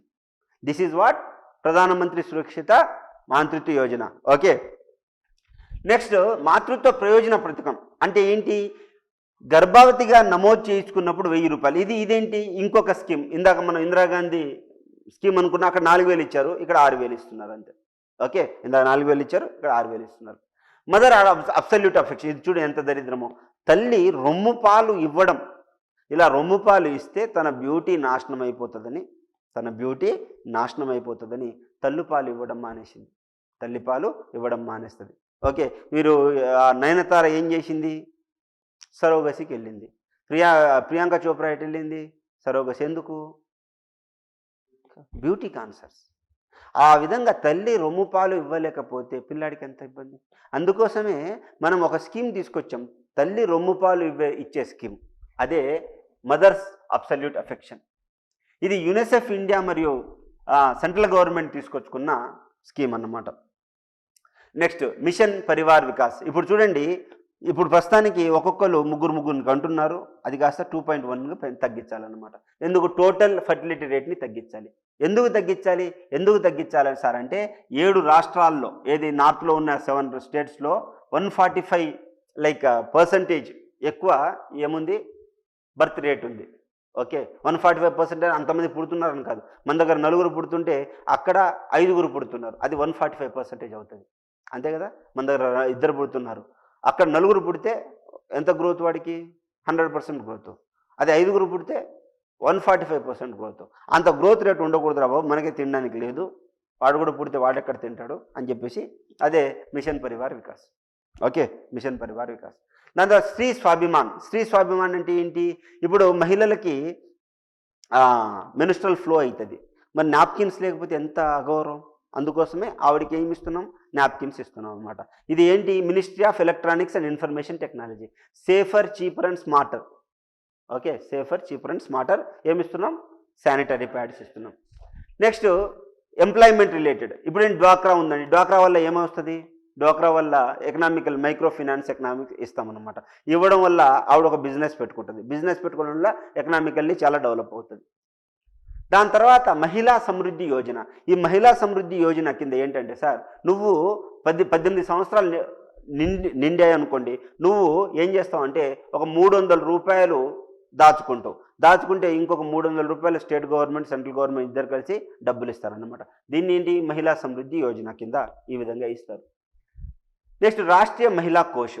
ఈ రాష్ట్రీయ మహిళా కోష్ ఏంటంటే for example micro financing. For example నువ్వు అన్ఆర్గనైజ్ సెక్టార్లో పనిచేస్తున్నావు, నీకు కొంత డబ్బులు ఇస్తున్నా. సెల్ఫ్ హెల్ప్ గ్రూప్ ఉంది, నీకు కొంత డబ్బులు ఇస్తున్నా. ఇలా డబ్బులు ఇస్తే నువ్వేమవుతావు, చిన్న బిజినెస్ పెట్టుకుంటావు. ఈ విధంగా బిజినెస్ పెట్టుకోవడం వల్ల ఏమవుతుంది, బిజినెస్ పెట్టుకోవడం వల్ల నువ్వు ఎకనామికల్లీ ఇండిపెండెంట్ అవుతావు. ఆ స్కీమ్ ఇది. నెక్స్ట్ వచ్చేసరికి భారతీయ మహిళా బ్యాంకు. ఇది వచ్చేసరికి women empowerment is the empowering India. Empowering women is empowering India అనేది కాన్సెప్ట్ ఇక్కడ. Empowering women is empowering India అంటే నువ్వు ఫినాన్షియల్లీ ఒక మహిళను ఎంపవర్ చేస్తే, ఫినాన్షియల్లీ మహిళను ఎంపవర్ చేస్తే ఆటోమేటిక్ ఏమవుతుంది సార్, కంట్రీ ఎంపవర్ అవుతుంది. అందుకోసమే ఇది దాని తర్వాత ఎస్బీఐ బ్యాంకులో కలిపేశారు. Usha Ananth Subrahmanyan is the first chairman of Rashtriya Mahila Kosh, Indian women bank. Next gender budgeting గురించి మాట్లాడాం. ఎన్ని డిపార్ట్మెంట్స్ అని చెప్పాం, 50 డిపార్ట్మెంట్ చెప్పాం. ఎప్పటి నుంచి ఇంప్లిమెంట్ అయింది, 10th ఫైవ్-ఇయర్ ప్లాన్ నుంచి అయింది. ఏం చేస్తుంది, జెండర్ బడ్జెట్ సెల్ అనేది ఒకటి ఉంటుందన్నమాట. ఆ సెల్ కింద ఏం చేస్తారు సార్ అయ్యా అంటే ఏ డిపార్ట్మెంట్లో ఎంతెంత ఉమెన్కి డబ్బులు ఇవ్వాలో చెప్తుంది అన్నమాట. ఓకే, దాని తర్వాత ఈ యొక్క సెల్ఫ్ హెల్ప్ గ్రూప్స్ ఉంటాయి కదా, డోక్రా కావచ్చు. ఓకే, అలాంటి వాళ్ళకి డబ్బులు ఇచ్చి ఎంకరేజ్ చేసి ఈ యొక్క ఇండస్ట్రీస్ పెట్టడానికి హెల్ప్ చేస్తాయి అన్నమాట. దాని తర్వాత మహిళా శక్తి కేంద్ర స్కీమ్స్ అని ఉంటాయి అన్నమాట. అంటే ఏంటి, for example self help groups ఉన్నాయి. అంటే ఊర్లలో మహిళలకి ఇస్తరాకులు చేస్తున్నారు, చట్నీలు పచ్చళ్ళు చేస్తున్నారు. మరి వాళ్ళకి ప్రియా పచ్చళ్ళు అంత పెద్దగా చేసుకోవడం రాదు. నువ్వు అప్పుడు ఏం చేస్తావు, వాళ్ళకు ఒక స్కిల్ ఇస్తావు. స్కిల్ ఇచ్చి వాళ్ళ టాలెంట్ని బిజినెస్గా మారుస్తావు. దాన్నే మహిళా శక్తి కేంద్రాస్. మహిళలకి శక్తిని ఇస్తున్నావు, దానికి ఒక కేంద్రాలు పెడుతున్నావు. దీన్నే మహిళా శక్తి కేంద్రాలు అంటున్నావు. దాని తర్వాత మహిళా సమ్మాన్ సేవింగ్ సర్టిఫికేట్ అంటున్నావు అనమాట. అంటే ఏంటి, నువ్వు మహిళలు బాలిక పేరు మీద 2 సంవత్సరాలు కనీసం పెట్టుబడి 10,000కు పొదుపు చేసుకోవచ్చు అనమాట. 10,000 పొదుపు చేసుకుంటే గవర్నమెంట్ కూడా ఎంతో కొంత నీకు డబ్బులు కట్టి నీకు డబ్బులు ఇస్తుంది అనమాట. మహిళల సంక్షేమం విద్యాపరమైన పథకాలు. ఇప్పుడు చూడండి, ఒక మనిషి డెవలప్ అవ్వాలంటే ఏం డెవలప్ అవ్వాలి, ఎడ్యుకేషన్ డెవలప్ అవ్వాలి. ఎడ్యుకేషన్ డెవలప్ అయితే ఆటోమేటిక్గా ఎంపవర్మెంట్ వస్తుంది. So national mission for the empowerment of the women తీసుకొచ్చారు. ఇది ఎప్పటి నుంచి, 12th ఫైవ్-ఇయర్ ప్లాన్ నుంచి నువ్వేంటి సెకండరీ ఎడ్యుకేషన్ని పెంచేటట్టు, దాంతోపాటు ప్రొఫెషనల్ ఎడ్యుకేషన్ కూడా టేకప్ చేసుకునేటట్టు. అందుకోసమే ఇంజనీరింగ్ కాలేజ్, మెడికల్ కాలేజెస్లో, ఫార్మసీ కాలేజెస్లో, లా కాలేజెస్లో ఉమెన్కి సీట్లు పెంచారు. ఓకే, సీట్లు పెంచారు. దాని తర్వాత జనశిక్ష సంస్థాన్ అనే వాళ్ళు ఒక ఆర్గనైజేషన్ అన్నమాట, ఎన్జిఓ. వీళ్ళు ఏం చేస్తారు, ఈ కొత్తగా అంటే మురికి వాడల్లో చదువుకునే వాళ్ళని హెల్ప్ చేశారన్నమాట. ఇప్పుడు మురికి వాడలో పిల్లలు వాళ్ళు చదువుకోవాలి కదా, అక్కడే ఒక చిన్న బోర్డు పెట్టేసి టీచర్ వెళ్ళి పాఠం చెప్తా ఉంటాడు అనమాట. Okay, next Saakshar Bharat mission. మీకు తెలుసు ఏంటి, నేషనల్ లిటరసీ మిషన్ అంటాం అన్నమాట. ఈ సాక్షర భారత్ స్కీమ్ కింద ప్రతి ఊర్లో ఒక స్కూల్ కట్టారు. ఎందుకు, స్కూల్ కెపాసిటీ పెంచడానికి. ఓకే, స్కూల్ కెపాసిటీ పెంచడానికి. స్టెమ్ అంటే చూడండి, science and technology, engineering and mathematics. ఇప్పుడు మీ క్లాస్ వాళ్ళు ఉన్నారండి, నువ్వు ఇంజనీరింగ్ చదివింది, మీ క్లాస్లో ఎంతమంది అబ్బాయిలు ఉండే, ఎంతమంది అమ్మాయిలు ఉండే, 40 మంది అబ్బాయిలు, 40 మంది అమ్మాయిలు ఉండే లెట్సే. ఓకే, అబ్బాయిలందరూ సాఫ్ట్వేర్ ఇంజనీర్ ఏదో ఒకటి చేస్తున్నారు. అమ్మాయిలు ఎంతమంది జాబ్ చేస్తున్నారు, నాట్ ఈవెన్ 2. అవునా కదా, ఎందుకు, ఎంతమంది చేస్తున్నారు, 40లో ఒక 20 మంది చేస్తున్నారా?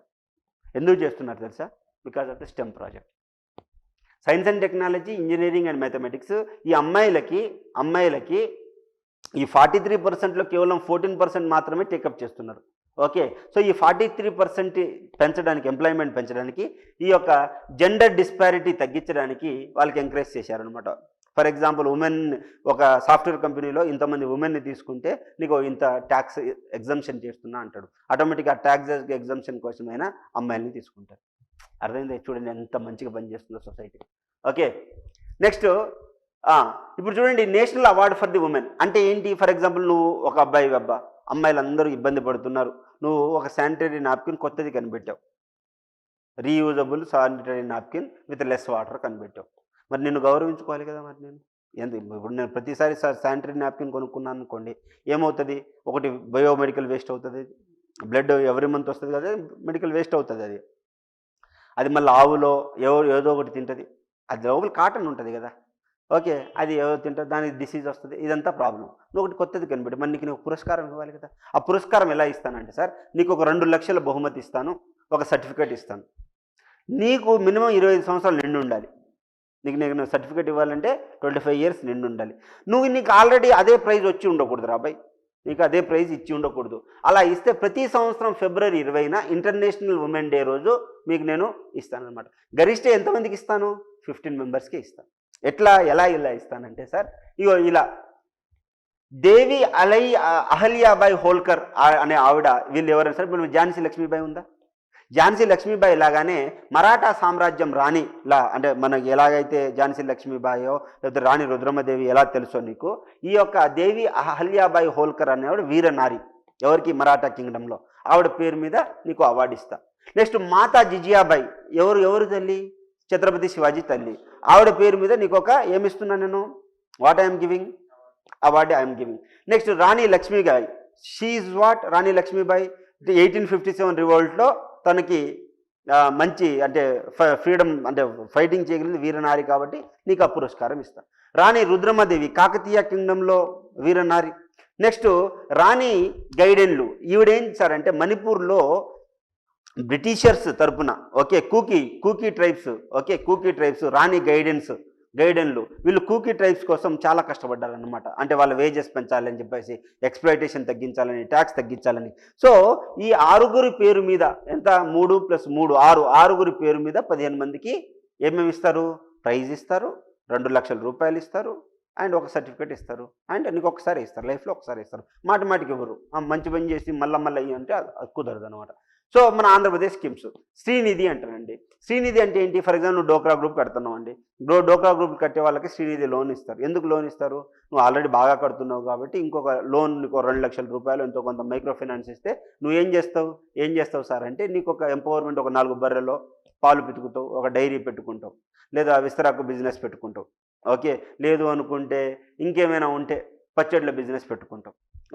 లేదు నీకు బుట్టలు అల్లడం వచ్చు, అదో పెద్ద ఇండస్ట్రీ చేసుకుంటాం. అంతే కదా, శ్రీనిధి వల్ల ఆ బెనిఫిట్ ఉంటుంది. దీనివల్ల ఏమవుతుంది? ఈ యొక్క even SC ST sub plan కింద కూడా వీరికి డబ్బులు ఇవ్వాలన్నమాట. దీన్నే శ్రీనిధి లోన్స్ అంటాం. శ్రీనిధి లోన్స్ అంటాం. Next Abhayahastam pension. Abhayahastam pension అంటే ఏంటి? 18 నుంచి 59 ఇయర్స్ ఉన్న వాళ్ళు వీళ్ళు ఏం చేయాలి సార్ అంటే, వీళ్ళకి 500 రూపీస్ పెన్షన్ ఇస్తారనమాట. 500 రూపీస్ పెన్షన్ మంత్లీ ఎలా ఇస్తారు సార్ అంటే, నువ్వు ఈ టెన్యూర్ లోపల ఇయర్లీ 365 రూపీస్ నువ్వు కట్టాలి. కడితే గవర్నమెంట్ 365 రూపీస్ నీ పేరు మీద కడుతుంది. నీకు ఎప్పుడైతే 60 ఇయర్స్ వస్తాయో ఈ స్కీమ్ కింద నీకు నెలకు 500 రూపాయలు అడిషనల్ పెన్షన్ వస్తుంది. గవర్నమెంట్ ఇచ్చే పెన్షన్ కాకుండా 500 రూపీస్ ఎక్స్ట్రా పెన్షన్ వస్తుంది. అంటే నువ్వేంటి దగ్గర 18 నుంచి 59 అంటే ఎన్ని సంవత్సరాలు? 41 సంవత్సరాలు. 41 సంవత్సరాలు నువ్వు ఎంత కడుతున్నావు? ఇంటూ 365 కడుతున్నావు. అంటే ఎంత అండి? చెప్పండి ఎంత? 365 ఎంత కడుతున్నావు సార్ అంటే 36,500 కట్టావు అనుకో సంవత్సరానికి. కాదు, ఎంత వస్తుంది? క్యాలిక్యులేట్ చేయండి.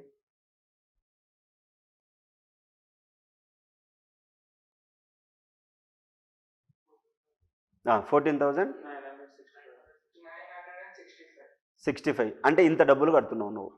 ఇంత డబ్బులు కడుతుంటే నువ్వు 60 నుంచి నీకు పెన్షన్ వస్తుంది. 100 సంవత్సరాలు బతుకుతావా, 120 బతుకుతావా, ఇన్ఫినిటీ బతుకుతావా, నీ ఇష్టం, నీ చేతిలో ఉన్న పని. సరే 100 సంవత్సరాలు 40 సంవత్సరాలు బతుకుతావు అంటే నెలకి ఎంత ఇస్తున్నారు? 500 ఇస్తున్నారు. అంటే 12 × 5 60, 6,000 రూపాయలు ఇస్తారు. 6,000 × 40 అంటే 6 నెలలు 24 అంటే 2,40,000 రూపాయలు నీకు తిరిగి వస్తుంది. అది 24 లక్షల 2,40,000 రూపాయలు. సో ఇంత డబ్బు నీకు తిరిగి ఇచ్చేస్తారు అనమాట. ఇంత డబ్బు నీకు తిరిగి ఇచ్చేస్తారు. సో ఇది కాంట్రిబ్యూటరీ ఫండ్. ఇది ఎక్కడ దాస్తున్నారంటే ఎల్ఐసిలో దాస్తున్నారు. ఎల్ఐసిలో దాస్తున్నారు. నెక్స్ట్ వచ్చేసరికి వైఎస్ఆర్ సున్నా వడ్డీ పథకం. ఈ పథకం కింద ఏంటి సార్ అయ్యా అంటే, ఈ యొక్క ఎవ్రీ ఇయర్ ఒక్కొక్క సంఘానికి ఏంటి, మన ఇది ఉంటుంది కదా, డోక్రా కావచ్చు, లేకపోతే జాలర్ల సంఘం ఇది ఉంటుంది కదా, రజకర్లు, చేపలు పట్టే వాళ్ళందరికీ ఎంత ఇస్తారు సార్ అంటే 20,000 రూపాయల నుంచి 40,000 రూపాయలు ఇస్తే వాళ్ళు డెవలప్ అవుతారన్నమాట. దీన్నే సున్నా వడ్డీ అంటే తిరిగి ఇచ్చేయాలి. They need to repay back. దాని తర్వాత అయిపోయింది షెడ్యూల్ కులాల సంక్షేమం. మనకు తెలుసు. వీరిని ఫస్ట్ టైం షెడ్యూల్ కులాలు అని అంటే who identified them is Madras government identify schedule caste, and for the development the First, in even Simon Commission also they identified that they are the scheduled caste. Britishers called them as the depressed class. Britishers called them as depressed class. Even 1935 government of India also called them as a scheduled caste. Okay, for the first time in 1950 they calculated how many the scheduled caste are there in India. How many scheduled caste are there in India? Okay, even National Commission for SCs has been established in 2004 in a 338 article. They have separated the constitutional, okay, SC and ST, and their jurisdiction comes under the Ministry of Social Justice and Empowerment. Okay, Ministry of Social Justice and Empowerment. So what is the structure? We study in the polity. We study in the polity. What are their, what is their tenure? 3 years.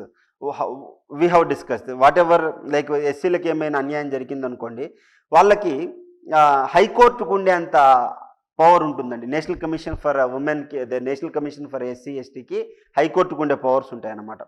Next వచ్చేసరికి వాళ్ళకి ఎలాంటి అన్యాయం జరిగినా సరే they will come and take up the charges. National commission for అంటే ఏంటి? వాళ్ళకు కూడా ఆర్థికంగా డెవలప్ అవ్వాలి కదా. మనం బీసీలో చూసాం national commission for the backward class financial corporation అని చూసాం. సో వీళ్ళకి కూడా ఎన్ఎస్ఎఫ్ డిసి ఉంటుంది, national SC finance development corporation ఉంటుందన్నమాట. వీళ్ళు ఏం చేస్తారు? బీపీఎల్ ఫ్యామిలీ కంటే తక్కువ ఉన్న వాళ్ళని ఐడెంటిఫై చేసి వాళ్ళకి ఎకనామికల్ బెనిఫిట్స్ ఇచ్చి వాళ్ళలో స్కిల్స్ ఇచ్చి వాళ్ళని ఎంటర్ప్రినర్స్గా మారుస్తుంది. ఓకే, మొన్న రైతు బంధు ఎలాగైతే దళిత బంధు ఎలా ఇచ్చారు తెలంగాణలో, సో ఎస్సీని ఐడెంటిఫై చేసి 10 లక్షల రూపాయలు ఇచ్చి వాళ్ళతో వెహికల్ కొనిపించి చేశారు.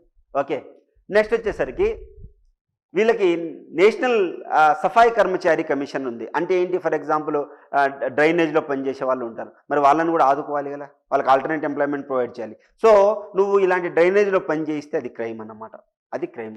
Next Jeevan Dhar foundation. For example నువ్వు ఈ యొక్క దీంట్లో పని చేస్తున్నావు, దేంట్లో ఏమంటారు సార్, అంబేద్కర్ ఆశయాల సాధన కోసం అసంఘటిత రంగాల్లో కార్మికులు, నిరుద్యోగులు, వెనుకబడిన తరగతులు, వితంతులు మరియు దళితుల కోసం పాటుపడుతుంది. అంటే ఏంటి సార్ అంటే జీవన్ ధార్ ఫౌండేషన్ ఈ యొక్క Ambedkar, whatever the Ambedkar visions are there, Ambedkar యొక్క ఆశయాలు ఏంటి సార్ అంటే ఏంటంటే ఈ యొక్క అన్ఆర్గనైజ్ సెక్టార్లో ఉన్నటువంటి employees, unemployees, backward class and widows and Dalits, for the sake of Dalits, whatever the visions of the Ambedkar, to fulfill the Ambedkar visions, they have developed a scheme called as Jeevan Dar Foundation. They developed what? Jeevan Dar Foundation. And B.R. Ambedkar Foundation, what this B.R. Ambedkar will do is, for example, he will, if you have SCs, if the scheduled caste people, if they have the kidney problem, liver problem, cancer, and for them this foundation will give approximately 1 lakh rupee to them. Okay, if you marry intercaste marriage, Dalit, they will give 2,50,000. Whom? Dr. B.R. Ambedkar Foundation will give 2,50,000. ఎందుకు చేస్తుంది అట్లా? క్యాస్ట్ని తగ్గించడానికి. Okay, so untouchability offences act వస్తుందండి.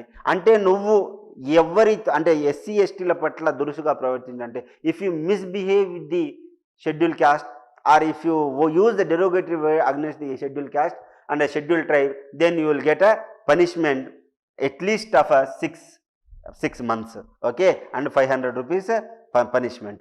Okay, then it has been amended in 1989 also.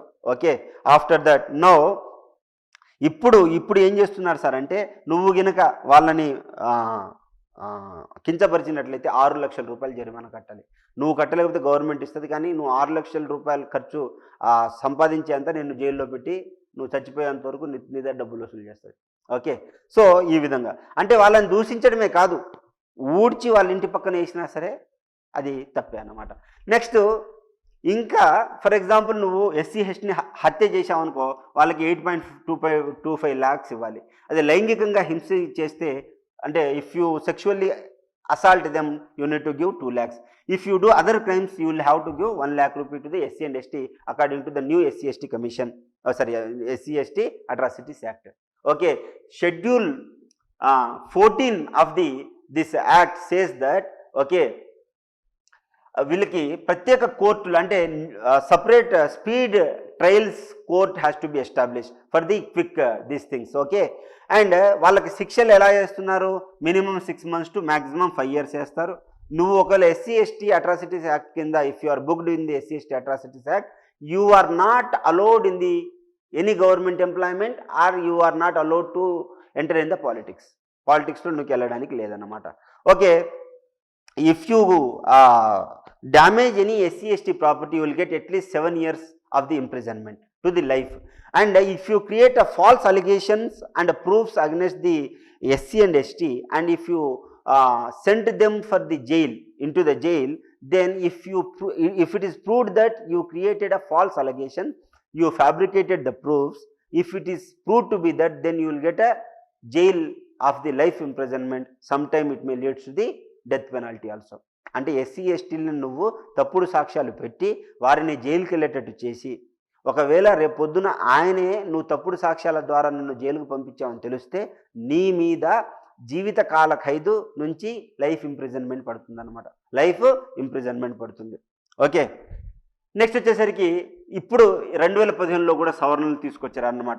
Okay, so ఇప్పుడు కొత్తగా చేర్చిన అంటే what are the new crimes which is introduced in the 2015 bill. 1989లో చట్టం వచ్చింది, 2015లో అమెండ్మెంట్ అయిందనమాట. నువ్వు ఇప్పుడు ఏమైంది కొత్తగా, పాదరక్షకులు అంటే ఏంటి, చెప్పులతో they are making the garland out of the slippers. And if you are ఎవరినైనా ఆ విధంగా పాదరక్షలతో దండాలు వేసావనుకో నీవు ఈ యొక్క శిక్షకు అర్హుడు అన్నమాట. నెక్స్ట్ వచ్చేసరికి జంతువులు కలేబార్లు పరాయమని చెప్పిన. For example, if you are inviting any SC and ask them to clean the dead animal, it is also the crime, SC ST atrocity కిందకి వస్తుందన్నమాట. సో ఫర్ ఎగ్జాంపుల్, పబ్లిక్లో నువ్వు ఎవరైనా పేరు తీసుకొని ఫలానా కులం వాడి అని నువ్వు కించపరుస్తే, if you take out the name of the caste and if you use it as a derogatory, then it is also come under SC ST atrocities act. And if you in the return or any form if you disrespect or the what ఏమంటారు sir, ఏమేదో అంటారు, IPC section 499 defamation.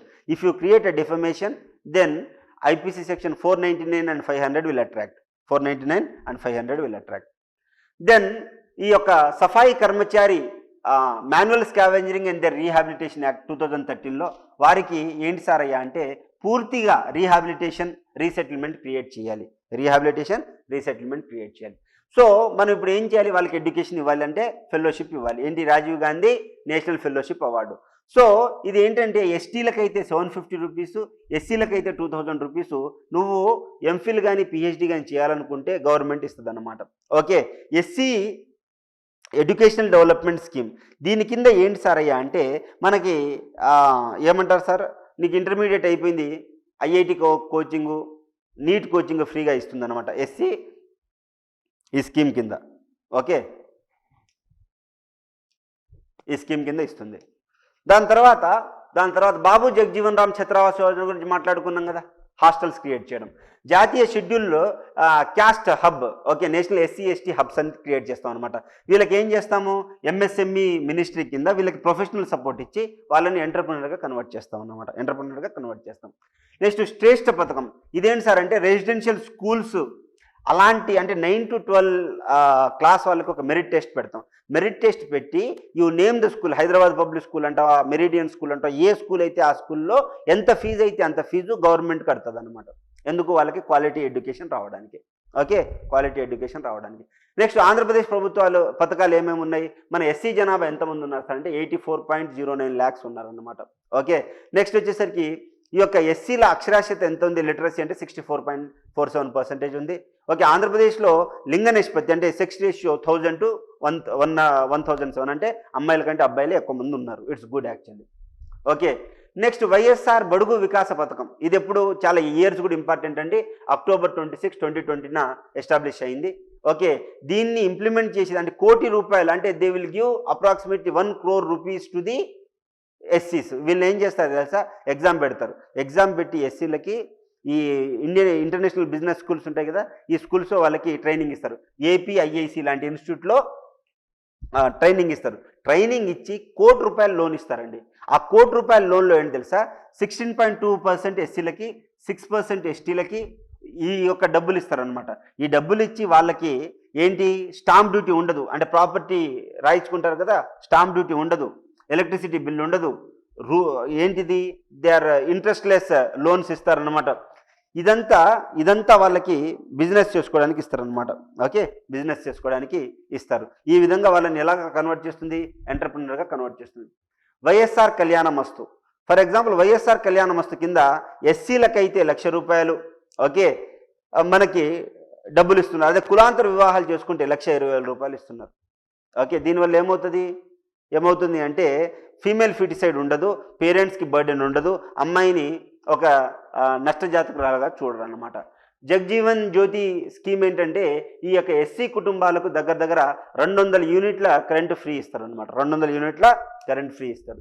దాని తర్వాత జగ్జీవన్ విదేశీ విద్యా scheme. ఈ scheme ఏంటి sir అంటే 30 సంవత్సరాల లోపు ఉన్నవారు ఒకవేళ వాళ్ళ ఫ్యామిలీ ఇన్కమ్ 1 lakh కంటే తక్కువ ఉండి, ఓకే, ఇంట్లో ఒక్కరికే, in the family only 1 person if they are SC ST BC minority, okay, and EWS economical weaker section, if they want to go to the abroad for the higher education, government will give the loan. This is called Jagjivan Videshi scheme అనమాట.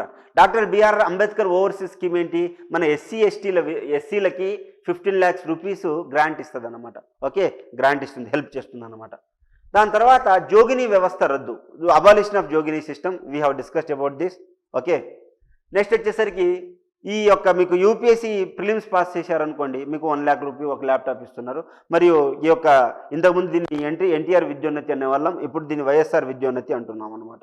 Okay, next అత్యాచార నిరోధక చట్టం, లేదా ఏమంటారు, prevention of atrocities act. దీని కింద 15 special కోర్టులను తీసుకొచ్చారు. First Srikakulam జిల్లాలో లక్ష్మీపేటలో ఒక కోర్టు ఏర్పాటు చేశారనమాట. అంటే ఏంటి, స్పీడీ